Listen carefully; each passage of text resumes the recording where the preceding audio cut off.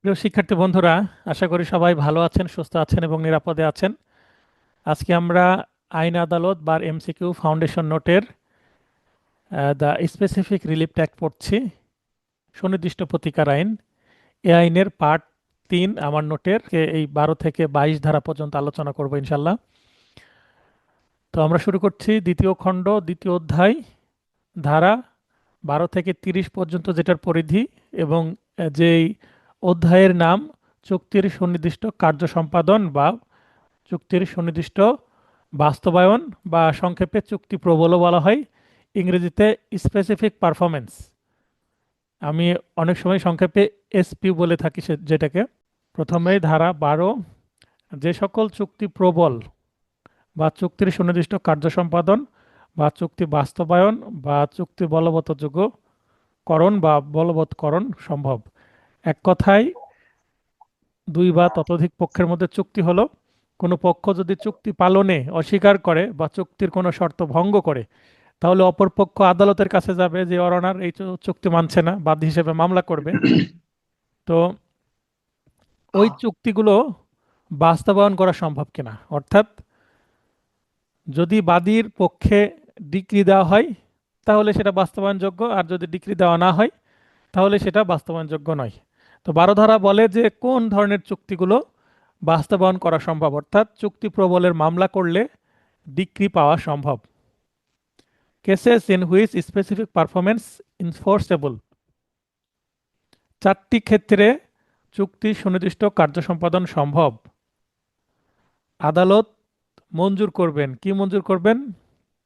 Decree মঞ্জুর করবেন, specific পারফরমেন্সটা grant করবেন। প্রথম হচ্ছে ক, যখন সম্মতিভুক্ত কার্য সম্পাদন সম্পূর্ণ অথবা আংশিক একটি ওসি বা ট্রাস্টি বা জিম্মার অন্তর্ভুক্ত কোনো বিষয়।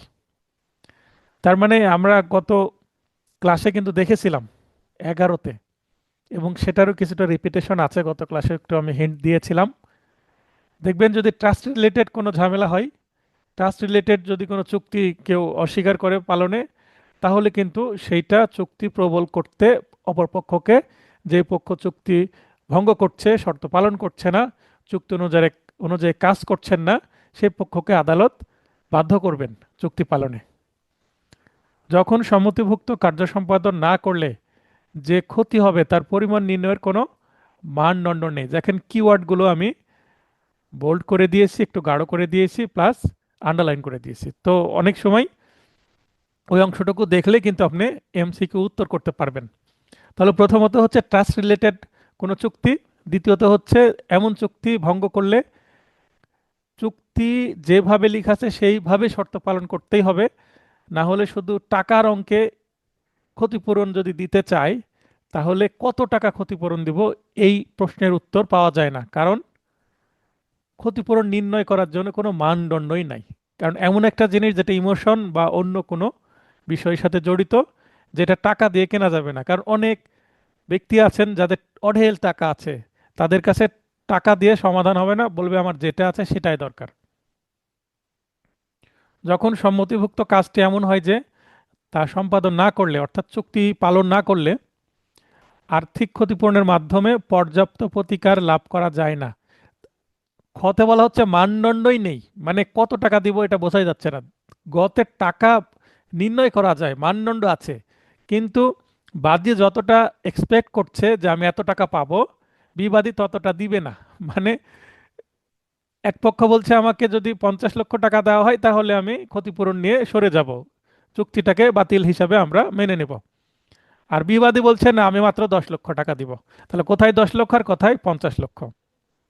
একটা অনেক ডিফার করছে, পার্থক্য আছে, উপর নিচে হচ্ছে। এই কারণে এটা পর্যাপ্ত না, নট এনাফ। ঘ বলছে যখন এমন সম্ভাবনা থাকে যে সম্মতিভুক্ত কার্য সম্পাদন না করার জন্য আর্থিক ক্ষতিপূরণ পাওয়াই যাবে না, অর্থাৎ এখানে মানদণ্ড আছে, এখানে মানদণ্ড থাকার পরও বিবাদী কোনো টাকাই দিবে না, মানে সে চুক্তি পালন করবে না, টাকাও দিবে না, একেবারে একগুঁয়ে টাইপের মানুষ, দুর্নীতিগ্রস্ত মানুষ, যে অন্যের সাথে চুক্তি করে কিন্তু চুক্তি অনুসারে কাজও করে না, আবার ক্ষতিপূরণও দিতে চায় না, মানে মগের মূল্য টাইপের বিষয়। তাহলে এখানে চারটা আমরা পয়েন্ট দেখছি, একটা ট্রাস্ট বা ওসি বা জিম্মা রিলেটেড, একটা শব্দ অন্তত মনে রাখেন। 2 নম্বর পয়েন্ট হচ্ছে মানদণ্ড যেখানে নাই। 3 নম্বর পয়েন্ট হচ্ছে পর্যাপ্ত প্রতিকার পাওয়া যাবে না, মানে আর্থিক ক্ষতিপূরণ দিলে সেটা পর্যাপ্ত হবে না।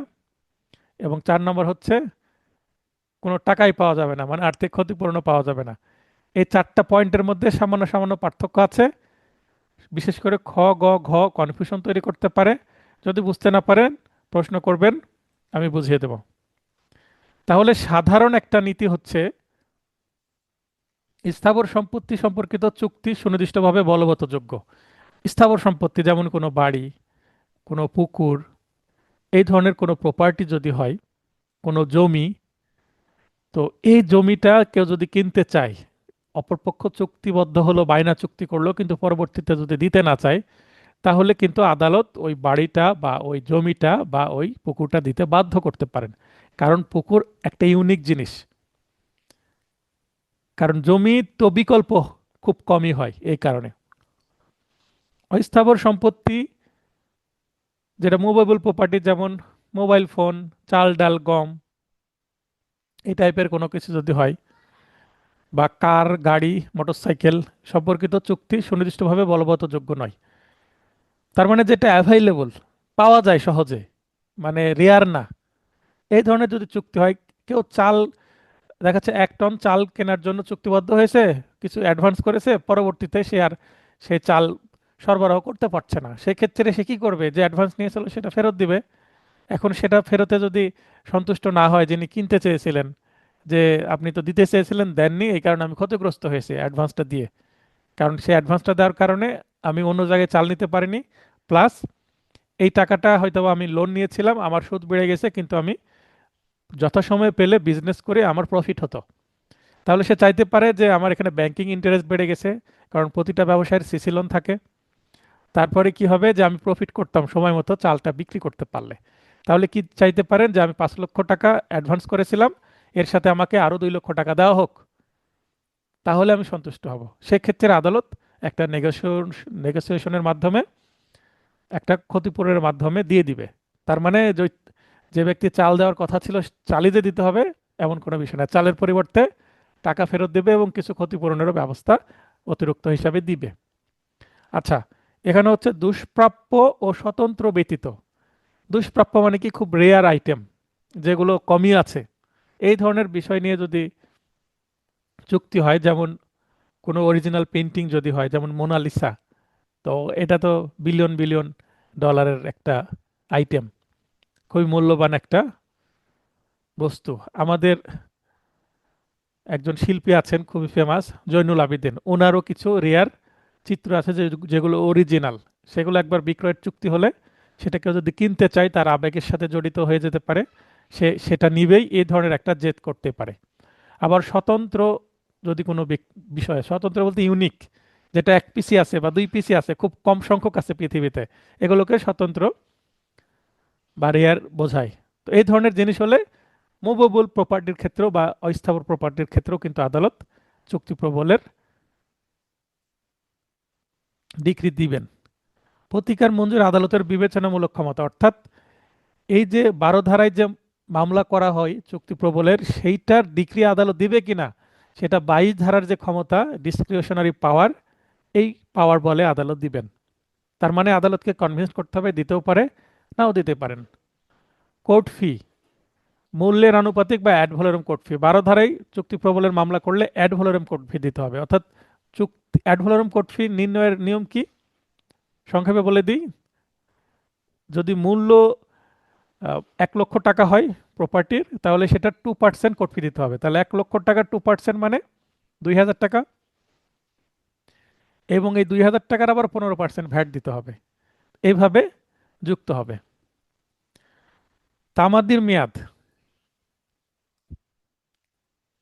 1 বছর। তামাদি আইন অনুচ্ছেদ 113, আমরা অলরেডি লিমিটেশন অ্যাক্ট পড়েছি, অনুচ্ছেদ 13-তে দেখেছিলাম। আগে 3 বছর ছিল, কিন্তু 2004 সালে অ্যামেন্ডমেন্ট করার কারণে হয়ে গেছে 1 বছর, কমিয়ে দিয়েছে। মানে চুক্তি করলে আপনাকে সচেতন থাকতে হবে, দেরি করে আসা যাবে না, 1 বছরের মধ্যে আসতে হবে চুক্তি পালনে অস্বীকারের তারিখ থেকে। বারো ধারা নিয়ে কারো কোনো বক্তব্য আছে? এখান থেকে কিন্তু এমসিকিউ রিটেন প্রশ্ন আসে, রিটেনও প্রশ্ন ভালোই আসে। এবার রিটেন প্রশ্ন আমি এখান থেকে রেখেছি, রিটেন ক্লাসে আপনারা দেখবেন। ধারা 13, যে চুক্তির বিষয়বস্তু আংশিকভাবে বিলুপ্ত হয়েছে। 12তে আমরা জানলাম এই 4 প্রকারের চুক্তি, মানে এই 4 ক্যাটাগরির মধ্যে যত প্রকারের চুক্তি হোক, হাজার হাজার লক্ষ লক্ষ চুক্তি এই 4 ক্যাটাগরিতে আসতে পারে। তো সেগুলো নিয়ে মামলা করলে মামলায় আদালত বাদীর পক্ষে রায় দিবেন, বাদী যা চাচ্ছেন তাই দিবেন। এখন 13 ধারাতে কি বলা হচ্ছে? 13 ধারা আসলে আমরা এখন চিন্তা করব 12 থেকে যে 30, 12 থেকে 30 ধারা, এই জিনিসটা আপনারা একটু সেন্সে নিয়ে নেন। 12 থেকে 30 ধারায় কি বলবে? যে চুক্তি প্রবল, মানে SP possible or not possible. তাহলে আপনারা এই 12 ধারার নিচে লিখে রাখতে পারেন, এসপি দিয়ে টিক চিহ্ন দিয়ে দেন। কি করবেন? 12 ধারার নিচে আপনি কলম দিয়ে লেখেন এসপি, লিখে টিক চিহ্ন দিয়ে দেন, মানে এসপি পসিবল, মানে সম্ভব। 13 ধারায় আমরা দেখবো এসপি পসিবল না পসিবল না। যদি পসিবল হয় তাহলে টিক চিহ্ন দেব, পসিবল না হলে ক্রস চিহ্ন দিব। 13 ধারার নিচে এই যে ধারা লিখাছে না, এর নিচে এই জায়গায়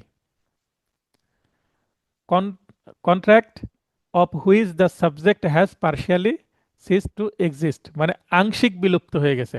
যেটা দেওয়ার কথা ছিল সেটা আংশিক বিলুপ্ত হয়ে গেছে, পুরোটা না।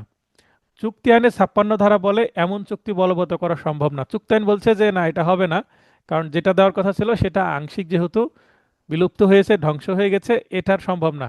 কিন্তু এই আইনে সম্ভব, কারণ এই আইনটা ইকুইটির ওপরে প্রতিষ্ঠিত, মানে ন্যায় বিচারের উপরে প্রতিষ্ঠিত। তাই এখানে ন্যায্যতার ভিত্তিতে কি হয়? আদালত সিদ্ধান্ত নেন। তাই এখানে বাদী যেহেতু ক্ষতিগ্রস্ত হয়েছে, তাই বাদীর পক্ষে রায় দেওয়া যাবে। উদাহরণস্বরূপ, কিন্তু অত্র ধারা বলে বলবৎ করা যায়, তার মানে 13 ধারায় এসপি পসিবল, তাহলে 13 ধারার নিচে লেখেন এসপি, টিক চিহ্ন দেন। এসপি মানে প্রবল করা, স্পেসিফিক পারফরমেন্স করা সম্ভব। 13 ধারায় মামলা, মানে এখানে মামলা কিন্তু 12 ধারাতে হবে। 13 ধারায় বিবেচনায় তখন চলে আসবে যে আসলে এসপি পসিবল কিনা। তো এখন 13 ধারা হচ্ছে 12 ধারারই একটা এক্সপ্লেনেশনের মতন, মানে 12 ধারারই একটি সাপোর্টিং ধারা 13 ধারা। উদাহরণস্বরূপ, ক খ এর নিকট একটি বাড়ি 1 লক্ষ টাকায় বিক্রয় করতে চুক্তিবদ্ধ হলো। এটা আগের আইন 1 লক্ষ টাকা, এখন ধরে নেন 1 কোটি টাকা। তো 1 কোটি টাকায় বাড়ি বিক্রয় করতে চাইলো, পরদিন ঘূর্ণিঝড়ে বাড়িটি বিধ্বস্ত হয়ে গেল। তার মানে বাড়িটা ঘূর্ণিঝড়ে ভেঙে পড়েছে। এটা ঘূর্ণিঝড় না হয়ে কি হতে পারে? ভূমিকম্প হতে পারে। ভূমিকম্পে ভেঙে পড়েছে ধরে নিলাম, ভূমিকম্পে বড় বড় বিল্ডিং ভেঙে যায়। এখন ক্রয় মূল্য পরিশোধ করে খকে চুক্তিতে তার অংশের কার্য সম্পাদন অর্থাৎ বাড়িটি গ্রহণ করতে বাধ্য করা যেতে পারে। তার মানে ক এর বাড়ি খ এর কাছে বিক্রয় করছে। এখন বাড়ি ভেঙে গেছে, এখন খ বলছে আমি তো ভাঙ্গা বাড়ি নিব না, ভাঙ্গা বাড়ি নিলে আমার অনেক লস হবে, আমাকে নতুন করে আবার বাড়ি তৈরি করতে হবে। এখন বাড়ি তো জমি সহ বিক্রয় হচ্ছিল। এখন ক কি বলবে? আমি তো নিজে ভাঙি নাই, প্রাকৃতিক দুর্যোগে ভেঙে গেছে। তাই এখানে ক যদি মামলা করে তাহলে ক এর পক্ষে রায় আসবে এবং খকে এই বাড়িটা বাকি অবশিষ্ট মূল্য দিয়ে নিতে বাধ্য করা যাবে। তার মানে এখানে ক এর পক্ষে রায় আসবে, তার মানে এসপি পসিবল। খ নির্দিষ্ট অঙ্কের অর্থের বিনিময়ে ক কে সারা জীবন বার্ষিক বৃত্তি প্রদান করবে মর্মে চুক্তিবদ্ধ হলো। পরদিন ঘোড়া থেকে পড়ে খ মারা গেল, চুক্তিটি পালন করতে খ এর প্রতিনিধিকে বাধ্য করা যেতে পারে। এখানে বাদী হবে ক, বিবাদী হবে খ। আচ্ছা, এই উদাহরণটা একটু আমি পরিবর্তন করে দিই। মনে করেন আগে ব্যাংক ছিল না, মহাজন ছিল, মহাজন ছিল। তো আচ্ছা, ব্যাংকেরই উদাহরণ দিই। মনে করেন একটা ব্যাংকের মালিক একটা ব্যাংক খুলেছেন, এখন ওই ব্যাংকে মানুষ টাকা রেখেছেন। এখন টাকা রাখলে ইন্টারেস্ট পাওয়া যাবে, যদি মালিক বেঁচে থাকে ইন্টারেস্ট দিচ্ছে। মালিক মারা যাওয়ার কারণে তো আর ব্যাংক মারা যায় না, ব্যাংক চলতে থাকে। মালিক মারা গেলে তার সন্তানেরা ব্যাংকের কি হবে? মালিক হবে, বা তার প্রতিনিধিরা মালিক হবে, বা ট্রাস্ট গঠন করা থাকলে ট্রাস্ট মালিক হয়ে যাবে। তার মানে মালিক থাক আর না থাক, তিনি যদি কোনো চুক্তি করে যান, তার মৃত্যুর পরেও তার যে প্রতিনিধিরা আছে, ওই ব্যাংকের অন্যান্য যে মালিক আসবে বা কর্মচারীরা আছে, তাকে কিন্তু ওই চুক্তি মোতাবেক ইন্টারেস্ট দিতে বাধ্য থাকবে। আপনি যদি কোনো সঞ্চয়পত্র কিনেন, 5 লক্ষ টাকার সঞ্চয়পত্র কিনলেন, প্রতি মাসে আপনি 900 সামথিং টাকা করে পাচ্ছেন। এখন আপনি যার কাছে চুক্তি করেছিলেন, কোনো ব্যক্তির কাছে চুক্তি করেছেন, ব্যক্তি সই আছে, মনে করেন ওই ব্যাংকের একজন কর্মচারী বা কর্মকর্তা সই দিল। ওই কর্মকর্তা যদি মারা যায় তাহলে কি আপনার সঞ্চয়পত্র কি ক্ষতিগ্রস্ত হবে? হবে না, কারণ তার জায়গায় তো আরেকজন আসবে, কারণ একটা প্রতিষ্ঠানের সাথে আপনার চুক্তি হচ্ছে। ব্যাপারটা এরকম। তো এটা যদি আমরা ধরে নিই, তো এখানে ব্যক্তি যদিও, তো ব্যক্তি তো আর এই ধরনের কাজ করতে পারে না, ওই যে বৃত্তি দেবে মানে ইন্টারেস্ট দেওয়ার মতোই। তো কোনো ব্যক্তিও যদি এরকম করে যে আমার কাছে আপনি 10 লক্ষ টাকা রাখেন, আমি বিজনেস করব, করার পরে আপনাকে বিজনেস থেকে কিছু কিছু লাভ দিব, এরকম যদি কেউ চুক্তি করে থাকে, তাহলে ওই ব্যক্তি যদি মারা যায় তাহলে ওই যে বিজনেস চলছিল ওই বিজনেসের মালিক হয়ে যাবে তার সন্তানেরা। তাহলে বাবা যেভাবে ইন্টারেস্ট দিচ্ছিল অপর পক্ষকে, ওই সন্তানও দিতে বাধ্য থাকবে। ব্যাপারটা এরকম।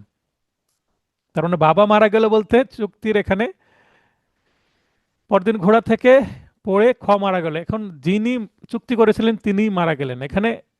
তিনি মারা যাওয়ার কারণে তিনি কি করছিলেন? বিজনেসটা তিনি সামলাচ্ছিলেন, তিনি একজন বিজনেসের অ্যাসেট হিসেবে কাজ করছিলেন, তাই এখানে বিষয়বস্তু তিনি নিজেই। কারণ তিনি বিজনেস যদি না করেন তাহলে ইন্টারেস্ট কোথা থেকে দিবে? তাই যিনি বিজনেস করতেন বিজনেসম্যানই মারা গেছেন, তাহলে বিজনেস ক্ষতিগ্রস্ত হয়ে গেছে না?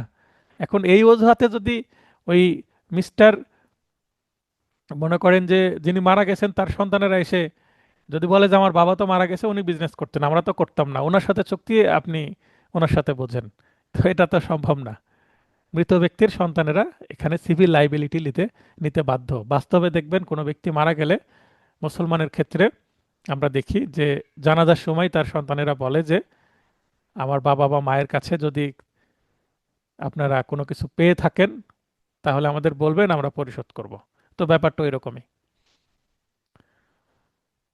14, অসম্পাদিত অংশ ছোট, এখানেও এসপি টিক চিহ্ন হবে কেন?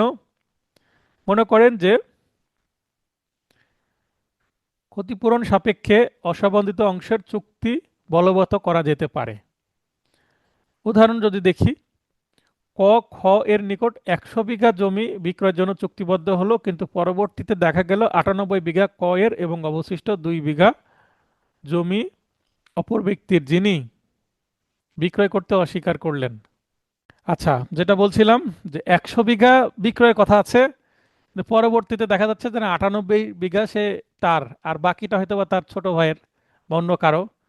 তো একটা বড় কোম্পানির সাথে ডিল হলো যে এখানে 100 বিঘা আমি সম্পত্তি কিনবো, কিনে একটা রিসর্ট করব। রিসর্ট 100 বিঘার করব, করতে যে দেখা যাচ্ছে যে 98 বিঘা ম্যানেজ হয়েছে। সে হয়তো বা বলেছে ভাই এখানে আমার প্রায় 50-60 বিঘা আছে এবং বাকি যে সম্পত্তিগুলো যাদের তাদেরকে ম্যানেজ করে আমি আপনাকে দিব। এখন সে নিজে অন্য সবার থেকে জমি কিনে 100 বিঘা ম্যানেজ করছে। ম্যানেজ করতে গিয়ে 100 বিঘার হচ্ছে না, 98 বিঘা হলো।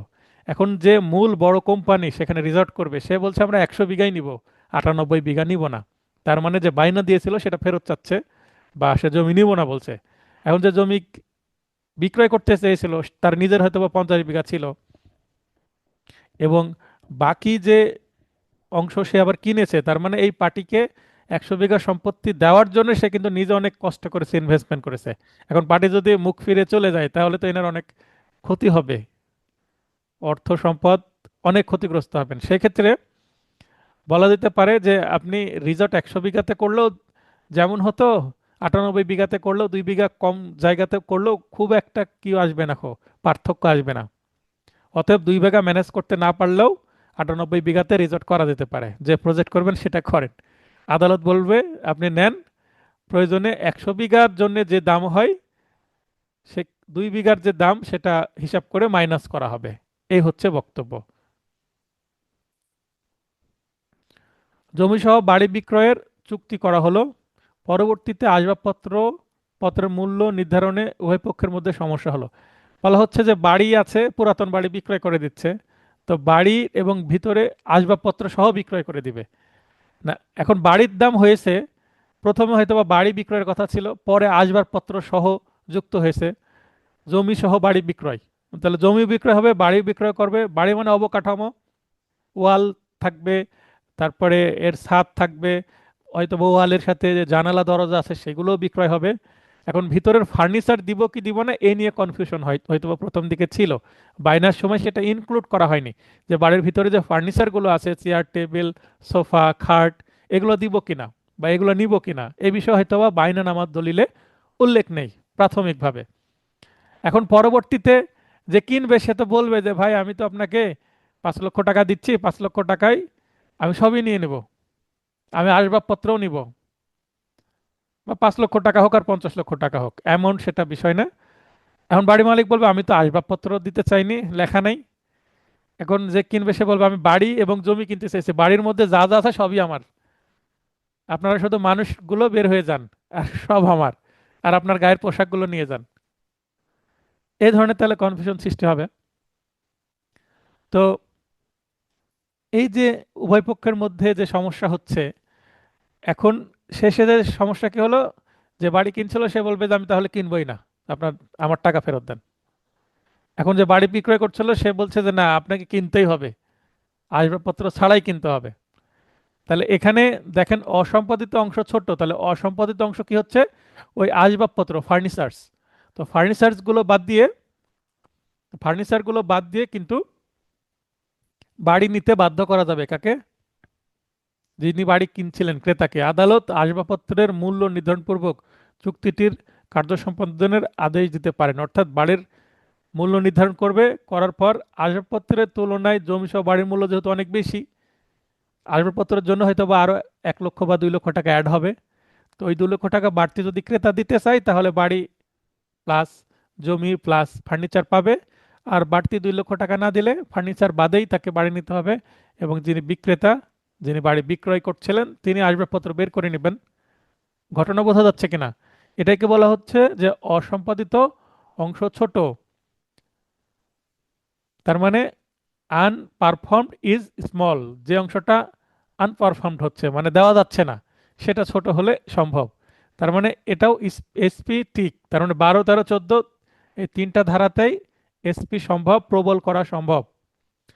এবার 15তে অসম্পাদিত অংশ ছোট, সরি বড়, এটা কিন্তু এসপি সম্ভব হবে না, কারণ আমি যেটা কিনতে আসলাম সেটাই পাচ্ছি না, তাহলে ছোট কোনো কিছু পেলে তো আমার লাভ নাই। তার মানে এখানে আনপারফর্ম যেটা প্রবল করা যাচ্ছে না সেটাই বড় লার্জ।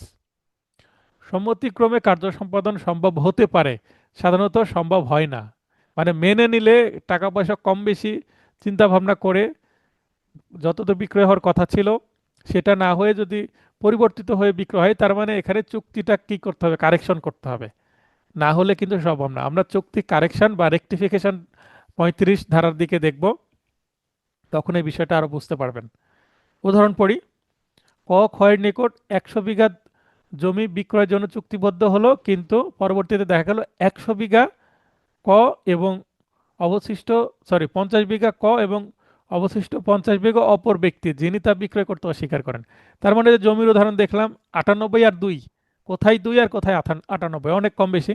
আর এখানে 50-50, তাহলে আমি চাইলাম 100 বিঘা, পাচ্ছি 50 বিঘা, তাহলে 50 বিঘা অ্যামাউন্ট অনেক বড় না, যেটা আমি পাচ্ছি না, অর্ধেক।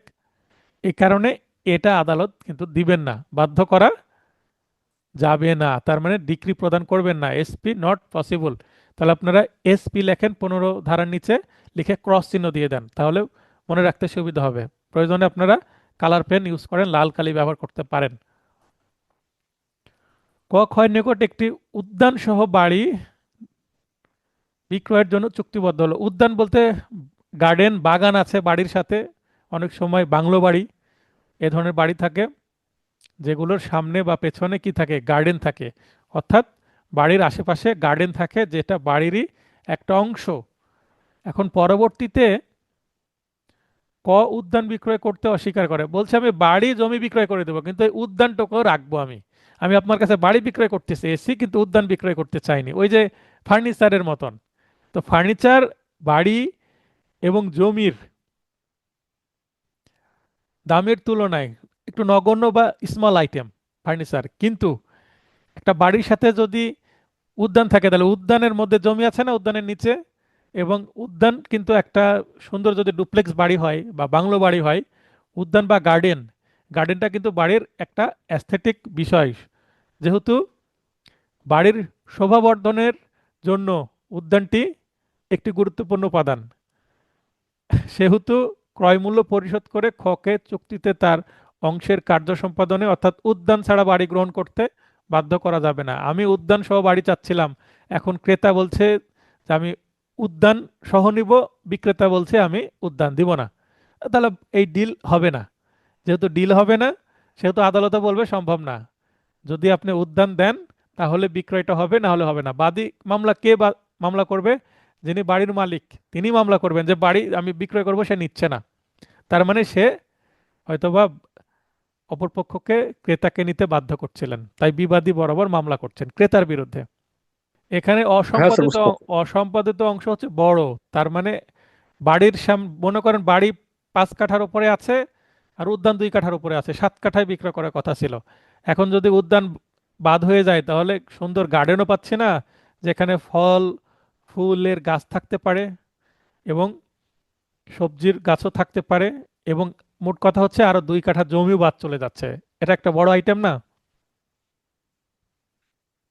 জি স্যার। তাই এসপি পসিবল না, যেহেতু উদ্যান দিতে চাচ্ছে না। 16তে আমরা দেখবো এসপি পসিবল কিনা, মানে টিক না ক্রস সেটা দেখবো। এটা আমরা চেক করছি যে কোনটাতে টিক কোনটাতে ক্রস। টিক কি ক্রস এই বিষয়টা বুঝতে পারছেন? জি স্যার, বুঝতে পারছি স্যার। চুক্তির যেটা স্বতন্ত্র, পসিবল সেটা ঠিক, আর যেটা হ্যাঁ পসিবল ক্রস। হ্যাঁ, চুক্তির স্বতন্ত্র অংশের কার্য সম্পাদন। স্বতন্ত্র বলতে পৃথক করা যায়। মনে করেন এই যে আমার হাত, এই হাতের আঙ্গুল 5টা, তাই না? 5টাই হাতের জি তালুর স্যার। সাথে যুক্ত আছে। তো এই আঙ্গুল হয়তোবা মনে হচ্ছে যে আলাদা, কিন্তু একটা হাতের অংশ, এটা স্বতন্ত্র না।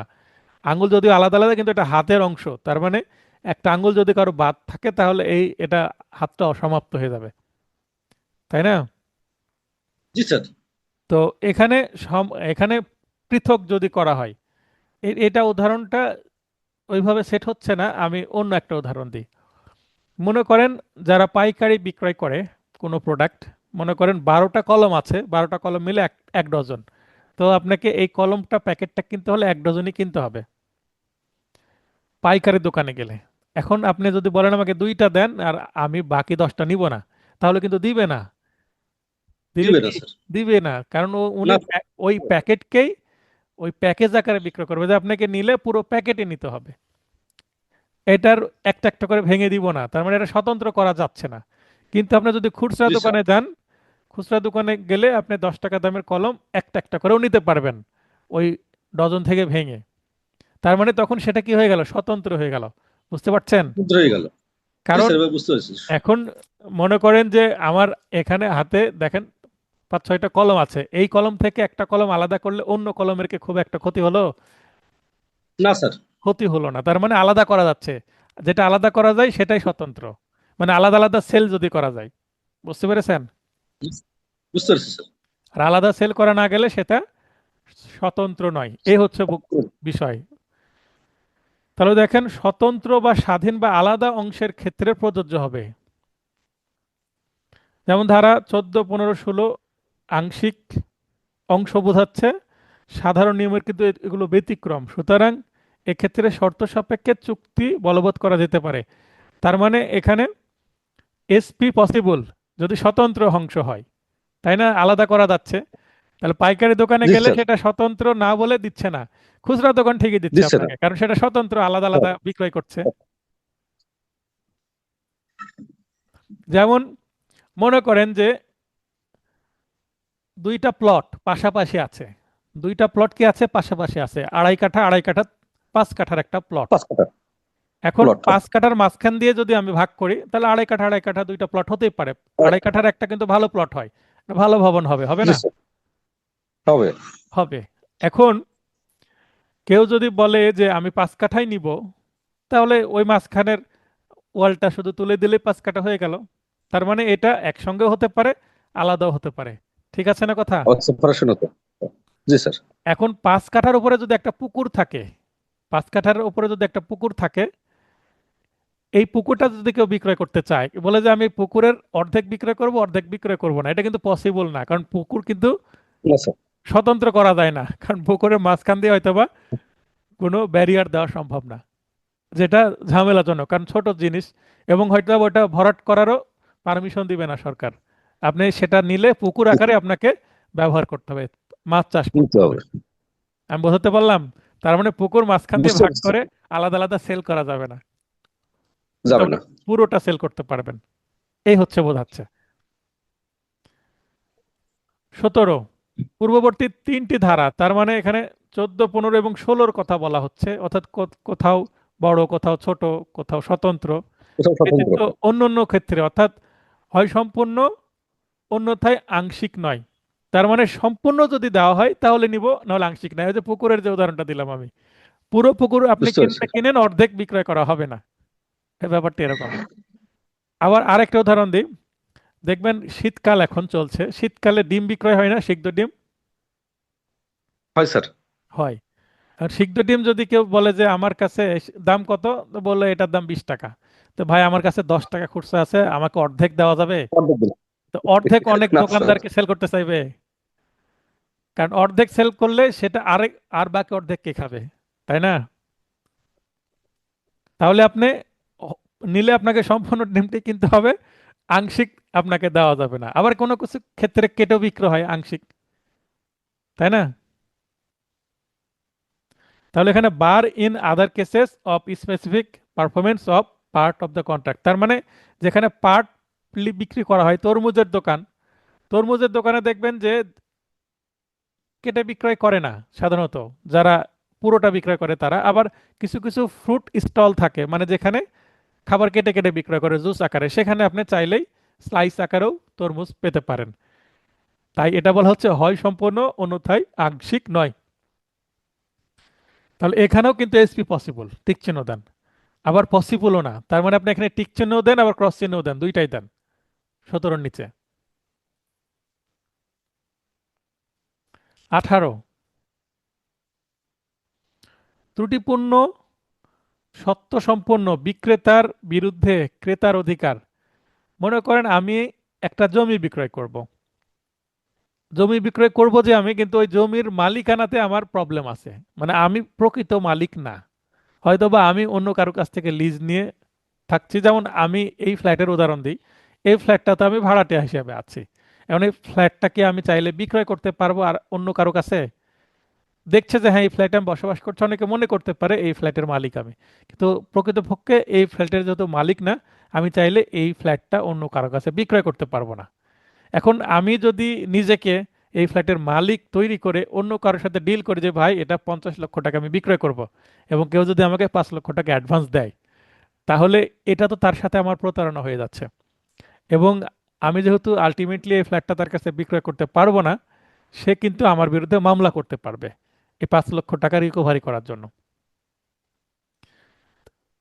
বিক্রয় বা ইজারার পরপরই সত্ত্ব অর্জন করলে চুক্তি পালনে বাধ্য করা যাবে। আচ্ছা, তাহলে এখন আমি যে বিক্রয় করতে চাচ্ছিলাম, বিক্রয় করতে চাওয়ার পরে এখন এই ফ্ল্যাটটা আমি মূল মালিকের থেকে আবার যদি কিনে ফেলি ইন দ্য মিন টাইম, মাঝখানে কেনার পরে যদি মালিক হয়ে যায়, মানে এখন ত্রুটিপূর্ণ সত্য।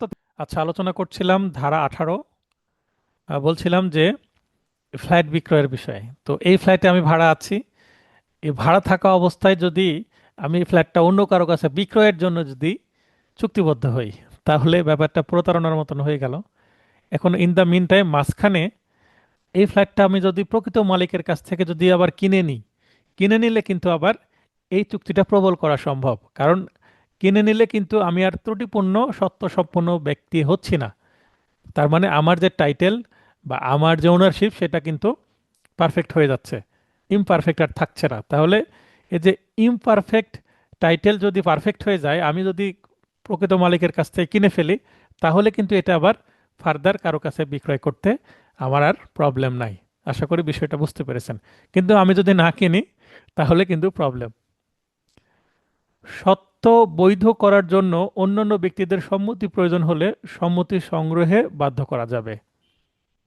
এখন আমি পৈতৃক সম্পত্তি যদি বিক্রয় করতে চাই, আমার নিজের উদাহরণ দিচ্ছি, বিক্রয় করতে চাই, তাহলে আমার ভাই আছে, এখন সেই সম্পত্তি যদি বাটোয়ারা না হয়, বাটোয়ারা ছাড়া যদি সম্পত্তি বিক্রয় করতে যায়, বাবার বা দাদার সম্পত্তি, তাহলে এটা এজমালি সম্পত্তি, যৌথ মালিকানাধীন সম্পত্তি। তো এই সম্পত্তির এখন আমাকে কোন অংশে দিবে এবং আমার ভাই মা বোনেরা কোন অংশে পাবে, এভাবে যদি চিন্তা করতে যাই তাহলে প্রবলেম হতে পারে যদি বাটোয়ারা দলিল না থাকে, পার্টিশন শুট করা না থাকে বা দলিল করা না থাকে। সেক্ষেত্রে যেহেতু অংশ নির্দিষ্ট করা নেই, সেক্ষেত্রে সমস্যা হতে পারে। এখন এই বাটোয়ারা ছাড়া কোনো যদি সম্পত্তি বিক্রয় করে দেওয়া হয়, মনে করেন আমি দিলাম, দেওয়ার পরে যদি পরবর্তীতে আমার একটা অংশীদার আমার ভাই এসে বলে যে তুমি তো সামনের জমি বিক্রয় করে ফেলেছো, তুমি সামনের জমি কেন বিক্রয় করলে, প্রয়োজনে মাঝের বা পেছনের জমি বিক্রয় করতে। তো সে সামনে আমি যেটা বিক্রয় করছি সেটা যে কিনেছে সে দখল নিতে আসলে ঝামেলা করছে। তো এখন আমি যেহেতু বিক্রয় করেছি তার কাছে, তো আমার দায়িত্ব আমার ভাইদেরকে রাজি করানো। তার মানে সম্মতি যদি নেওয়া দরকার হয় কোনো থার্ড পার্টির, যারা আপত্তি দিচ্ছে তাদের সম্মতি বা কনসেন্ট সংগ্রহ করে নিয়ে আসতে হবে। কারণ আমি যেহেতু নিজ দায়িত্বে বিক্রয় করেছি, কারণ এটার বিক্রয় করে তো এটার অর্থ আমি নিয়েছি, আমি বেনিফিট হয়েছে এই কারণে। এবং যিনি কিনেছেন তাকে মানে খুব সুন্দরভাবে দখল বুঝিয়ে দিতে হবে, কারণ তিনি কিনেছেন তার একটা অধিকার এটা বুঝে পাওয়া, এটাই বলা হচ্ছে ক্রেতার অধিকার। আমি কিনে কেন আমি বিপদে পড়বো, এই হচ্ছে বিষয়। দায়হীন সম্পত্তি বিক্রয়ের কথা প্রকাশ্যে ব্যক্ত করে কিন্তু এমন পরিমাণ অর্থের বিনিময়ে তা বন্ধক আছে যা ক্রয় মূল্যকে অতিক্রম করে না, তবে বন্ধক মুক্ত করে সম্পত্তি হস্তান্তরে বাধ্য করা যাবে। আমি একটা সম্পত্তি বিক্রয় করার জন্য চুক্তিবদ্ধ হলাম, সম্পত্তির দাম নির্ণয় করা হলো হচ্ছে 20 লক্ষ টাকা। যে এটা 20 লক্ষ টাকায় বিক্রয় করবো, আমি আমি অ্যাডভান্সও নিয়ে নিলাম কিছু। কিন্তু এই সম্পত্তিটা আবার কি নাই, আমার দখলে নাই। আমি কি করেছি, এটা আবার অন্য কারো কাছে 10 লক্ষ টাকায় বন্ধক দিয়ে রেখেছি। এখন 10 লক্ষ টাকা বন্ধক আছে কিন্তু সম্পত্তি আমি বিক্রয় করছি কততে, 20 লক্ষ টাকায়।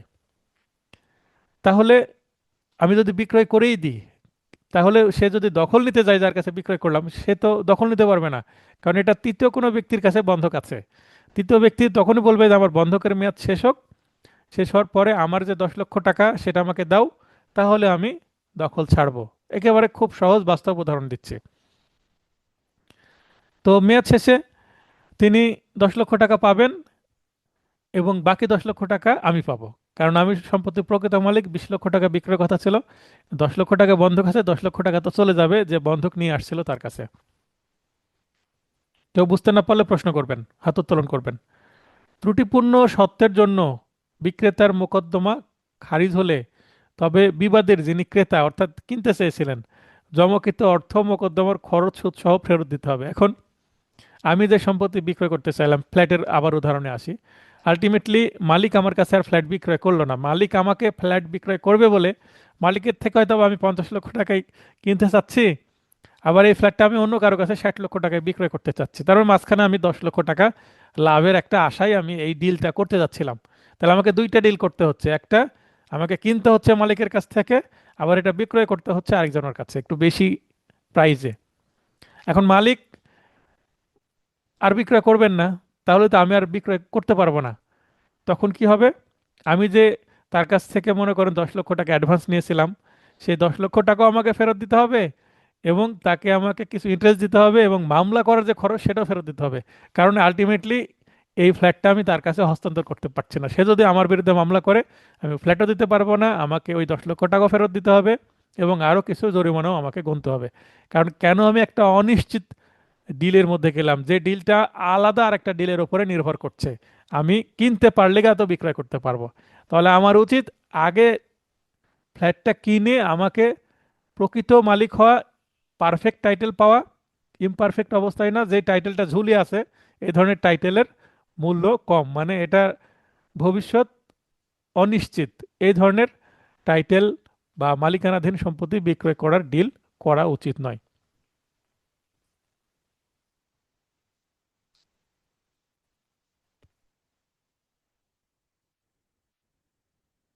আচ্ছা, নুরুদ্দিন আহমেদ, বুঝতে পারছেন ভাই? আসসালামু আলাইকুম স্যার। ওয়ালাইকুম আসসালাম। উদাহরণগুলো বোঝা যাচ্ছে, সহজ মনে হচ্ছে কি? জি স্যার, জি স্যার, বোঝা যাচ্ছে। তার মানে আমি যার মালিক না সেটা তো আমি বিক্রয় করতে পারি না ভাই। এখন আমি ভাবলাম যে আমি তো মালিক জি হয়ে স্যার, যাব, আমি তো মালিক হয়ে যাব আরেকজনের কাছ থেকে কিনে। এরকম মানুষ করে না, দালালি যাকে বলে, জি স্যার, অনেক করে। করে। মানে এটা জমি, মানে এটা বলে রিয়েল এস্টেটের বিজনেস করা। আমি রিয়েল এস্টেটের বিজনেস করতে পারি কিন্তু আমি কিনে 2 বছর তো রাখবো, ফেলে রেখে দাম বাড়লে তারপর বিক্রয় করব, তাতে কোনো সমস্যা নাই। কিন্তু আমি কিনতেই পারিনি এখনো, এই আমার কেনাটা এখনো ঝুলে আছে। তার আগে আমি আরেকজনের কাছে বিক্রয়ের জন্য কি করছি, ডিল করছি, ভাবছি আমার কাছে তো ক্যাশ নাই, আমি 60 লক্ষ টাকা পাইলে এখান থেকে 50 লক্ষ টাকা দিব মালিককে, দিয়ে 10 লক্ষ টাকা কি করব, প্রফিট পাবো।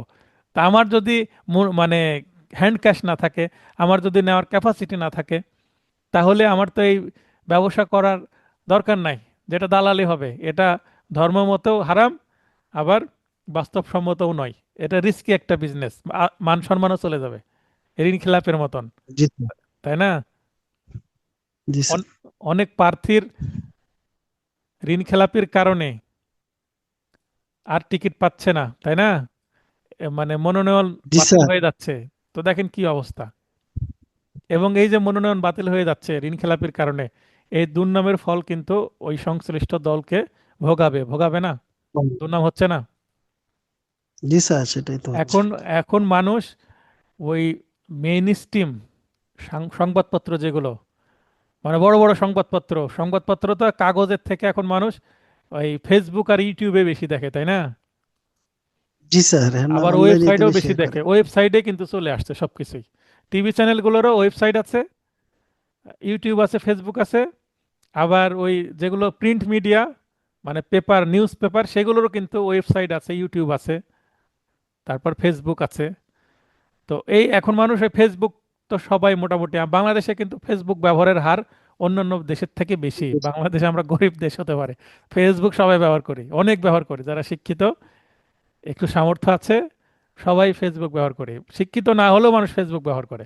এখন মানে যারা কন্টেন্ট করে, মানে দেখি যারা ভিউয়ার, তার থেকে কন্টেন্ট ক্রিয়েটরের সংখ্যা বেশি, তাই না? সবাই ফেসবুকের এখন কন্টেন্ট তৈরি করে, টিকটকের জি কন্টেন্ট স্যার। তৈরি করে।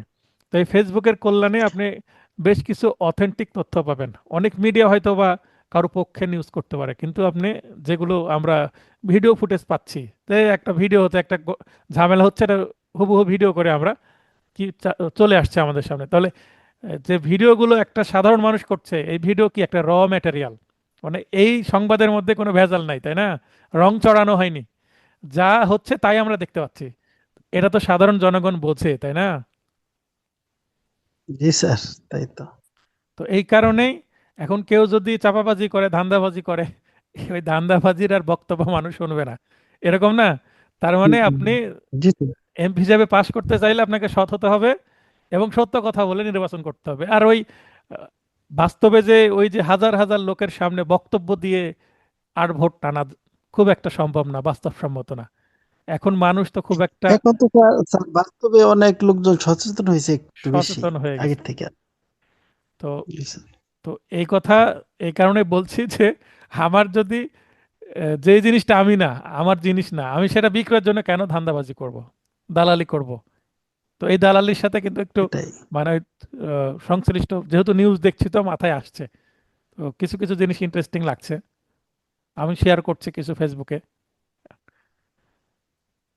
জি স্যার, আজকে দেখলাম একটা, আপনি একটা শেয়ার এখন করলেন। এখন সচেতন মানুষ হিসেবে করতে ইচ্ছা করছে, করি, তাই না? আমারও একটা নৈতিক দায়িত্ব তৈরি হয়।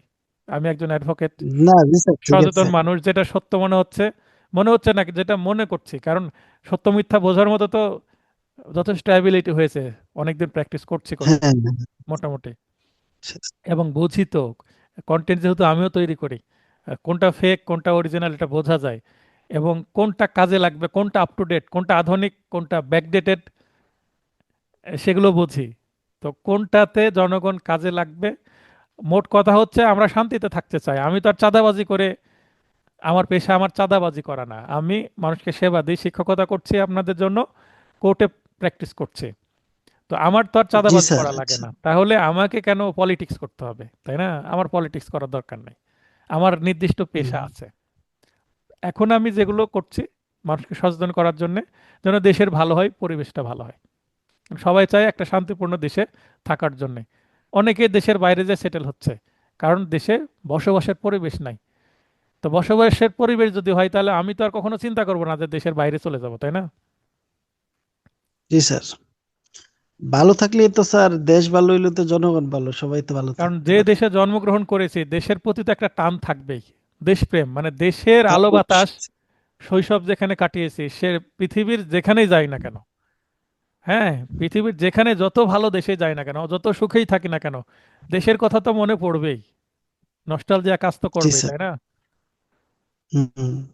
ক্ষতিপূরণ, কম্পেনসেশন মঞ্জুর করার ক্ষমতা। আচ্ছা, তাহলে আমরা এর আগে 18 পর্যন্ত এসপি পসিবল না পসিবল, মানে পসিবল কি পসিবল না টিক চিহ্ন ক্রস চিহ্ন দিলাম। 19 ধারায় এসে এসপি পসিবল না, 19 ধারাও কিন্তু এসপি পসিবল না।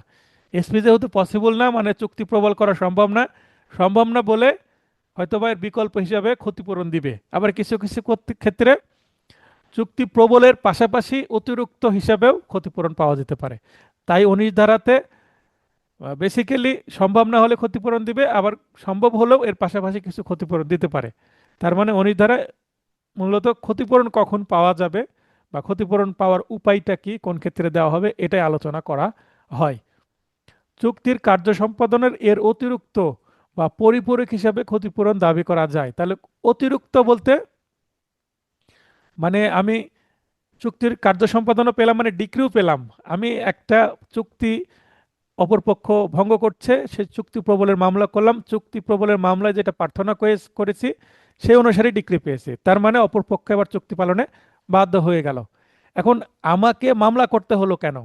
চুক্তি করেছি, তুমি ভদ্র মানুষ যদি হও তাহলে ভদ্রভাবে তুমি আমার চুক্তি পালন করলেই তো হয়, তাই না? এখন জি অপরপক্ষ যদি স্যার। পালন না করে, সেক্ষেত্রে আমাকে মামলা করতে হলো, মামলা করতে গেলে আমার সময় চলে গেল, আমার অর্থ খরচ হলো। এখন আদালতকে বলতে পারি, স্যার চুক্তি প্রবলের পাশাপাশি আমাকে অতিরিক্ত কস্ট বা ক্ষতিপূরণও দেওয়া হোক। সেক্ষেত্রে আদালত যদি চুক্তি প্রবলের সাথে ক্ষতিপূরণ দেওয়া হয় তাহলে এটা অতিরিক্ত ধরা হবে। আর যদি বলে যে চুক্তি পালন করা সম্ভব হচ্ছে না, আপনি পরিপূরক হিসেবে শুধুমাত্র ক্ষতিপূরণ নেন, তাহলে জাস্ট কম্পেনসেশন দিয়েই সমাধান হবে, তখন আর ডিক্রি দিবে না। তার মানে ক্ষতিপূরণ ডিক্রির সাথেও আসতে পারে, ডিক্রির বিকল্প হিসাবেও, পরিপূরক হিসাবেও আসতে পারে। ক্লিয়ার? জি স্যার। তার মানে কার্য সম্পাদন প্লাস ক্ষতিপূরণ পসিবিলিটি আছে। আদালতের নির্দেশিত পন্থায় ক্ষতিপূরণ নিবারণ করা হবে, মানে কিভাবে ক্ষতিপূরণ দিবে, কত দিবে, সেটা আদালত নির্ধারণ করবে। কার্য সম্পাদন অর্থাৎ চুক্তি প্রবল করা অনুপযোগী হয়ে পড়লেও এ ধারার ক্ষমতা প্রয়োগে আদালত বাধাগ্রস্ত হবে না, অর্থাৎ আর্জি সংশোধন করা যাবে। তার মানে মামলা এমন হুম। হয়েছে যে ক্ষতিপূরণও দেওয়া যাচ্ছে না, আবার এসপিও দেওয়া যাচ্ছে না, তখন যদি বাদী বলে যে আমি স্যার তাহলে ক্ষতিপূরণই চাচ্ছি, আমাকে চুক্তি আর পালন করার দরকার নাই, আমাকে যথেষ্ট ক্ষতিপূরণ, এনাফ কম্পেনসেশন দিলে আমি এই মামলাটায় কি করে নেব, সন্তুষ্ট হব। তখন আদালত বলতে পারে ঠিক আছে, আপনি তো আর্জির মধ্যে ক্ষতিপূরণ চাননি, তাহলে আর্জি সংশোধন করেন। তাহলে আর্জি সংশোধন করে সেটা ক্ষতিপূরণ চাওয়া যেতে পারে। অপরপক্ষ রাজি হলে সোলেনামাই মামলা সমাধান হয়ে যেতে পারে, ডিক্রি আদালত দিয়ে দিতে পারে, সোলে ডিক্রি। বুঝেছেন? ক, জি খ স্যার। এর নিকট 100 মণ চাল বিক্রয়ের জন্য চুক্তিবদ্ধ হয়। এই যে চাল, চাল কি কোনো রেয়ার আইটেম না? একজন না দিলে আরেকজনের কাছে কেনা যেতেই পারে, তাই না? তাহলে চাল কোনো জি স্যার। রেয়ার আইটেম না। তাহলে 100 মণ চাল এক ক দিতে চেয়েছিল, খ দিতে চেয়েছিল, এবার খ দিতে পারলো না, তাহলে আমি গয়ের কাছে যাব, ঘয়ের কাছে যাব, কোনো সমস্যা নেই। কিন্তু যথাসময়ে ক চাল সরবরাহ করতে ব্যর্থ হয় এবং চাল অস্থাবর সম্পত্তি ও বিশেষ বা দুষ্প্রাপ্য কোনো কিছু নয়, মানে রেয়ার আইটেম নয়, বিধায় ক চুক্তিভঙ্গ করায় খ শুধুমাত্র ক্ষতিপূরণের ডিগ্রি পাবে।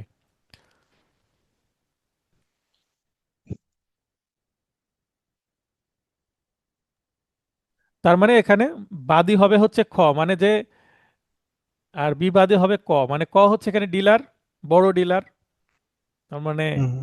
পাইকারি ডিলার। আর খ হয়তো বা ক্ষুদ্র ব্যবসায়ী। তো সে মাহাজন, ককে বলি মাহাজন, মাহাজন চাল দিতে পারলো না, মাহাজনের বিরুদ্ধে খুচরা ব্যবসায়ী মামলা করে দিল যে অ্যাডভান্স নিয়েছে কিন্তু চাল দিল না কথা মতন, তো স্যার আমাকে চাল দেওয়া হোক। সে মামলা করবে চালের জন্য অথবা ক্ষতিপূরণের জন্য। তাহলে বলে ঠিক আছে, আদালত বলবে চাল তো আপনি ক দিতে না পারলে, কয়ের অন্যান্য তো ব্যবসায়ী আছে, এই বাংলাদেশে তো আর একজনই কি নাই, চাল ব্যবসায়ী নাই, তাই না? তা আপনি জি স্যার। অন্য কারো কাছ থেকে চাল নেন, আপনাকে টাকা দিয়ে দেওয়া হচ্ছে, তখন আদালত বলবে যে স্যার আমি তাকে অ্যাডভান্স দিয়েছি 10 লাখ টাকা, আমি 10 লাখ টাকায় তো রাজি হব না, মামলা করতে আমার খরচ হলো, যথাসময়ে চাল পেলে আমি আরো কিছু প্রফিট করতে পারতাম, তাহলে আমাকে 12 লক্ষ টাকা দিলে আমি রাজি আছি। তখন আদালত হয়তোবা 12 লক্ষ না দিক 11 বা 11.5 লক্ষ টাকার একটা ডিক্রি দিতে পারে। বুঝেছেন? জি স্যার। ক, ক্ষয়ের নিকট একটি বাড়ি বিক্রয়ের জন্য চুক্তি করলো, পরবর্তীতে চুক্তিতে উল্লেখিত সময়ের মধ্যে বাড়ির ক্রয় মূল্য পরিশোধে ব্যর্থ হলো। তার মানে যে বাড়ি কিনবে, বাড়ির দাম মনে করেন 1 কোটি টাকা, 10 লক্ষ টাকা অ্যাডভান্স দেওয়া হচ্ছে, বাকি 90 লক্ষ টাকা সে ম্যানেজ করতেই পারছে না, এখন কেনার সামর্থ্য নাই, তাহলে কি আর কাজ হবে? তাহলে বাড়ি একটি স্থাবর না। সম্পত্তি, বিধায় কে চুক্তিতে তার অংশের কার্য সম্পাদন অর্থাৎ মূল্য পরিশোধ অন্তে বাড়ি গ্রহণ করতে বাধ্য করা যাবে। তার মানে যদি সামর্থ্য না থাকে, তাকে ম্যানেজ করে হলে বাড়ি কিনতে হবে, কারণ সে কেন কিনতে চেয়েছে এবং কেন সে চুক্তি করেছে। তাই যে বাড়ির প্রকৃত মালিক সে বিক্রয় করতে যাচ্ছিল অপরপক্ষকে, বাকি 90 লক্ষ টাকা দিয়ে বাড়িটা নিতে বাধ্য করতে পারবে। একটি বৈধ চুক্তি ভঙ্গ করে কে ক্ষতিগ্রস্ত করায় ক্ষতিপূরণ সহ চুক্তির সুনির্দিষ্ট কার্য সম্পাদন এর ডিক্রি পেতে পারেন। এখানে অপরপক্ষ সে বাড়ি ক্রয় করতে বাধ্য, কারণ সে কিনেছে। এখন আলটিমেটলি যদি সে কিনতে না পারে, সেক্ষেত্রে কি হবে? ওই যে 10 লক্ষ টাকা যে অ্যাডভান্স দিয়েছে, এই টাকা থেকে হয়তো বা কিছু কম টাকা ফেরত দিবে। এটা হচ্ছে বাস্তবে, আমি টাকা ফেরত দেবো না, আপনি যা পারেন কারণ তখন কিন্তু টাকা ফেরতের জন্য মামলা করতে পারে। তখন আদালত বলবে আপনার সামর্থ্য ছিল না তো আপনি কিনেছেন কেন। তখন যদি বলে যে ঠিক আছে আমাকে সময় দেন, তাহলে আমি কিনবো। এখন যদি সময় দেওয়া হয়, যে বাড়ির মালিক সে বলবে আমি আর 1 কোটি টাকাতে তাহলে বিক্রয় করবো না, আমাকে আরো 5 লক্ষ টাকা এক্সট্রা দিতে হবে, কারণ বাড়ির বাস্তব মার্কেট প্রাইস কিন্তু আবার বেড়ে যাবে, যাবে না? জি সময়ের সাথে স্যার, সাথে ওই যে সময়। সময়ের সাথে সাথে তো এই স্থাবর সম্পত্তির প্রাইস বেড়ে যায়। তাই জি স্যার, মূল্য বাড়ে। ক্রেতা বিক্রেতা, এই যে মূল্য বেড়ে গেছে, বাড়তি টাকা, এটাই তো ক্ষতিপূরণ, তাই না? কেন দেরি জি করলো? স্যার। তো দেরি করার কারণে তাকে বাড়তি টাকা দিয়ে কিনতে হচ্ছে। ক্রেতা বিক্রেতা এর নিকট একটি পেটেন্ট বিক্রয়, পেটেন্ট বলতে একটা প্রোডাক্ট কপি করার জন্য যেমন কপিরাইট হয় বইয়ের ক্ষেত্রে, তেমনই কোনো টেকনোলজি এর জন্য কি হয়, পেটেন্ট হয়। টেকনোলজি সহ অন্যান্য যে ইন্টেলেকচুয়াল প্রপার্টি, বুদ্ধিভিত্তিক প্রপার্টি, সেগুলোর জন্য পেটেন্ট হয়। বিশেষ করে টেকনোলজি বললে আপনারা ভালো বুঝতে পারবেন। তাহলে চুক্তির সুনির্দিষ্ট কার্য সম্পাদনের দাবিতে মামলা দায়ের করলো, মামলা শুনানির পূর্বে উক্ত পেটেন্টটি অবসান হয়ে গেল। মানে ওই পেটেন্টও আর কাজে লাগছে না, বা পেটেন্টের মেয়াদ শেষ হয়ে গেছে। এক্ষেত্রে চুক্তির সুনির্দিষ্ট কার্য সম্পাদন সম্ভব না হলেও কে ক্ষতিগ্রস্ত করায় ক্ষতিপূরণের ডিক্রি পেতে পারে। তার মানে পেটেন্ট কিনতে গেলাম আমি, পেটেন্টও পেলাম না, আমার টাকাও চলে যাচ্ছে। এখন আমি যদি 10 লক্ষ টাকা দিয়ে রাখি, পরে আমার তো অ্যাডভান্সটা ফেরতও পাবো এবং এর সাথে আমাকে আরও টাকা দিতে হবে। কারণ 10 লক্ষ টাকা যদি আমি সেখানে পেটেন্ট কেনার জন্য এখানে যদি বিনিয়োগ না করে ব্যাংকেও রাখতাম, তাও তো আমি একটা ব্যাংকিং ইন্টারেস্ট পেতাম। অথবা এই ধরনের সিমিলার পেটেন্ট যদি অন্য কারো কাছ থেকে যদি আমি কিনতে যেতাম, তাহলে এতদিনে পেটেন্ট পেয়ে আমি যে ইনভেস্টমেন্ট করলাম সেটার প্রোডাকশন শুরু হতো, আমি প্রফিট করতে পারতাম। তাহলে এই 10 লক্ষ টাকা বেড়ে আমার 15 লক্ষ টাকা, 15 লক্ষ টাকা হয়ে যেতে পারতো। এ কথা যদি আদালতে বলা হয়, তাহলে আদালত কি করবে? যে অতিরিক্ত কিছু দিতে বাধ্য। ক্ষতিপূরণও দিবে। বুঝতে পেরেছেন? জি স্যার। একটি পাবলিক কোম্পানির শেয়ার ক্রয়ের জন্য চুক্তিবদ্ধ হলো, অতঃপর শেয়ার না পেয়ে মামলা দায়ের করলো। মামলা শুনানির পূর্বেই শেয়ার বরাদ্দ হয়ে যাওয়ায়, তার মানে শেয়ার যেটা কিনতে চেয়েছিল সেগুলো অন্যরা কিনে ফেলেছে, হয়তো বেশি দামে বিক্রয় করে ফেলেছে। এখন শেয়ার তো বিক্রয় হয়ে গেছে, বিক্রিত শেয়ার ফেরত নিয়ে আবার একে আবার দিবে নতুন করে, সেটা সম্ভব না। তাহলে চুক্তির সুনির্দিষ্ট কার্য সম্পাদন সম্ভব হবে না এখানে। তাই এখানে ক্ষতিপূরণ পাবে, মানে যে টাকা অ্যাডভান্স দিয়েছিল তার পাশাপাশি আরও ক্ষতিপূরণ পাবে। এটা আমি শেয়ার কিনবো বলে টাকা দিলাম 10 লক্ষ টাকা, আমাকে শেয়ারও দিল না, এবং টাকা দিয়ে তো আমার টাকাটা পড়ে আছে 3-4 মাস বা 1 বছর, মামলা আরো 2 বছর চলতে পারে। তো ডিক্রি হওয়ার পরে ক্যালকুলেশন করে আমাকে অতিরিক্ত ক্ষতিপূরণ দিতে হবে। এটা তো কমন সেন্সের বিষয়, তাই না? জি স্যার। তো এটাই হচ্ছে ক্ষতিপূরণ। তাহলে ক্ষতিপূরণের ক্ষেত্রে কখনো কখনো এসপি হচ্ছে, কখনো কখনো আবার হচ্ছে না। তাহলে হচ্ছে না। এসপি হলেও ক্ষতিপূরণ পেতে পারে, এসপি না হলেও ক্ষতিপূরণ পেতে পারে। একটা অতিরিক্ত বা অ্যাডিশনাল, আর একটা হচ্ছে পরিপূরক বা এর পরিবর্তে, বিনিময়ে। ধারা 20, খেসারত পরিশোধ প্রতিবন্ধকতা নয়, অর্থাৎ খেসারতের ইংরেজি হচ্ছে liquidation of damages not a bar two specific performance. Liquidation এটাও টাকার অঙ্কেই হয়। এখন আমি যদি ক্ষতিগ্রস্ত হয়, আদালতে মামলা করলে আদালত বলবে যে ঠিক আছে আপনি এত টাকা ক্ষতিপূরণ দেন, এই যে একটু আগে আলোচনা করলাম 19-এ। তো আদালত যেটা দিতে বাধ্য করবে এটাই ক্ষতিপূরণ, এটা এখানে টাকাই দিতে বলবে, ক্ষতিপূরণ তো টাকার অঙ্কেই হবে। আর 20 ধারায় বলা হচ্ছে যে এই যে ক্ষতিপূরণ, এটা আদালত নির্ধারণ করবে না। কে নির্ধারণ করবে? যে বিবাদী সেই বলবে যে ভাই আমি তো চুক্তি পালন করতে পারলাম না, তো চুক্তিতে তো বলাই আছে পালন করতে না পারলে আমি আপনাকে 5 লক্ষ টাকা ক্ষতিপূরণ দেব। তো এই যে ক্ষতিপূরণ নেন, মানে বিবাদী নিজে থেকে যেটা দিতে চাচ্ছে মামলা হওয়ার আগেই, বা মামলা হয়েই, মামলা সাক্ষী প্রমাণে ডিক্রিতে না যাওয়ার আগেই, মানে যখন স্বেচ্ছায় যে ক্ষতিপূরণটা বিবাদী দিতে চাচ্ছে, যে ক্ষতিগ্রস্ত করলো, সে যদি স্বেচ্ছায় সেটা দিতে চায়, সেটাকে বলা হবে খেসারত। মানে আমি ভাই ভুল করেছি, আমাকে মাফ করো, এই দেখো তোমার টাকা নিয়ে নাও, আমি যখন নিজে থেকে দিতে চাইবো এটাই হবে খেসারত। ঠিক আছে? জি মানে আমি স্যার। ভুল করেছি, ভুলের মাসুল বা খেসারত আমাকেই দিতে হবে। তো আমি যে স্বেচ্ছায় যদি দিতে চাই, সেটাকে নাম দেওয়া হয়েছে খেসারত। তার মানে এটাও টাকাই পাবে যে আমার ক্ষতিগ্রস্ত ভাষায় তো স্যার পক্ষ। একটা কথাও আছে যে খেসারত, ভুলের খেসারত। হ্যাঁ, তা ভুলের খেসারত। আমি ভুল করলে আমি যদি দিতে চাই, তাহলে আমি খেসারত খেসারত। দিতে চাইলেও অপরপক্ষ মামলা করে বলতে পারে যে আমি খেসারত নিব না, আমাকে চুক্তি পালন করতে হবে তোমাকে। কারণ চুক্তি পালন না করার জন্য যৌক্তিক কারণ নাই। আমি যদি খেসারত দিয়ে দিই তাহলে হয়তো বা এই চুক্তিটা অন্য জনের সাথে করলে আমি বেশি লাভবান হচ্ছি, এটা ভেবে আমি খেসারত দিয়ে আমি অন্য জায়গায় বিক্রয় করে এটা কি হব, বেশি মোর প্রফিট আমি গেইন করার ধান্দা করছি। তো এইটা কিন্তু অসৎ একটা কাজ। তাই আদালত বলবে যে না, আপনার এটা করতে দেওয়া হবে না। কেন আপনার চুক্তি পালন করছেন না? যৌক্তিক কারণ থাকলে ক্ষতিপূরণ আপনার দিয়ে এটা নিষ্পত্তি করব। আর যদি যৌক্তিক কারণ না থাকে পালন না করার, আপনাকে অবশ্যই পালন করতে হবে, অর্থাৎ চুক্তি পালনে বাধ্য করা যাবে। কারণ 20 নম্বরে হচ্ছে এসপি টিক চিহ্ন দেন পসিবল।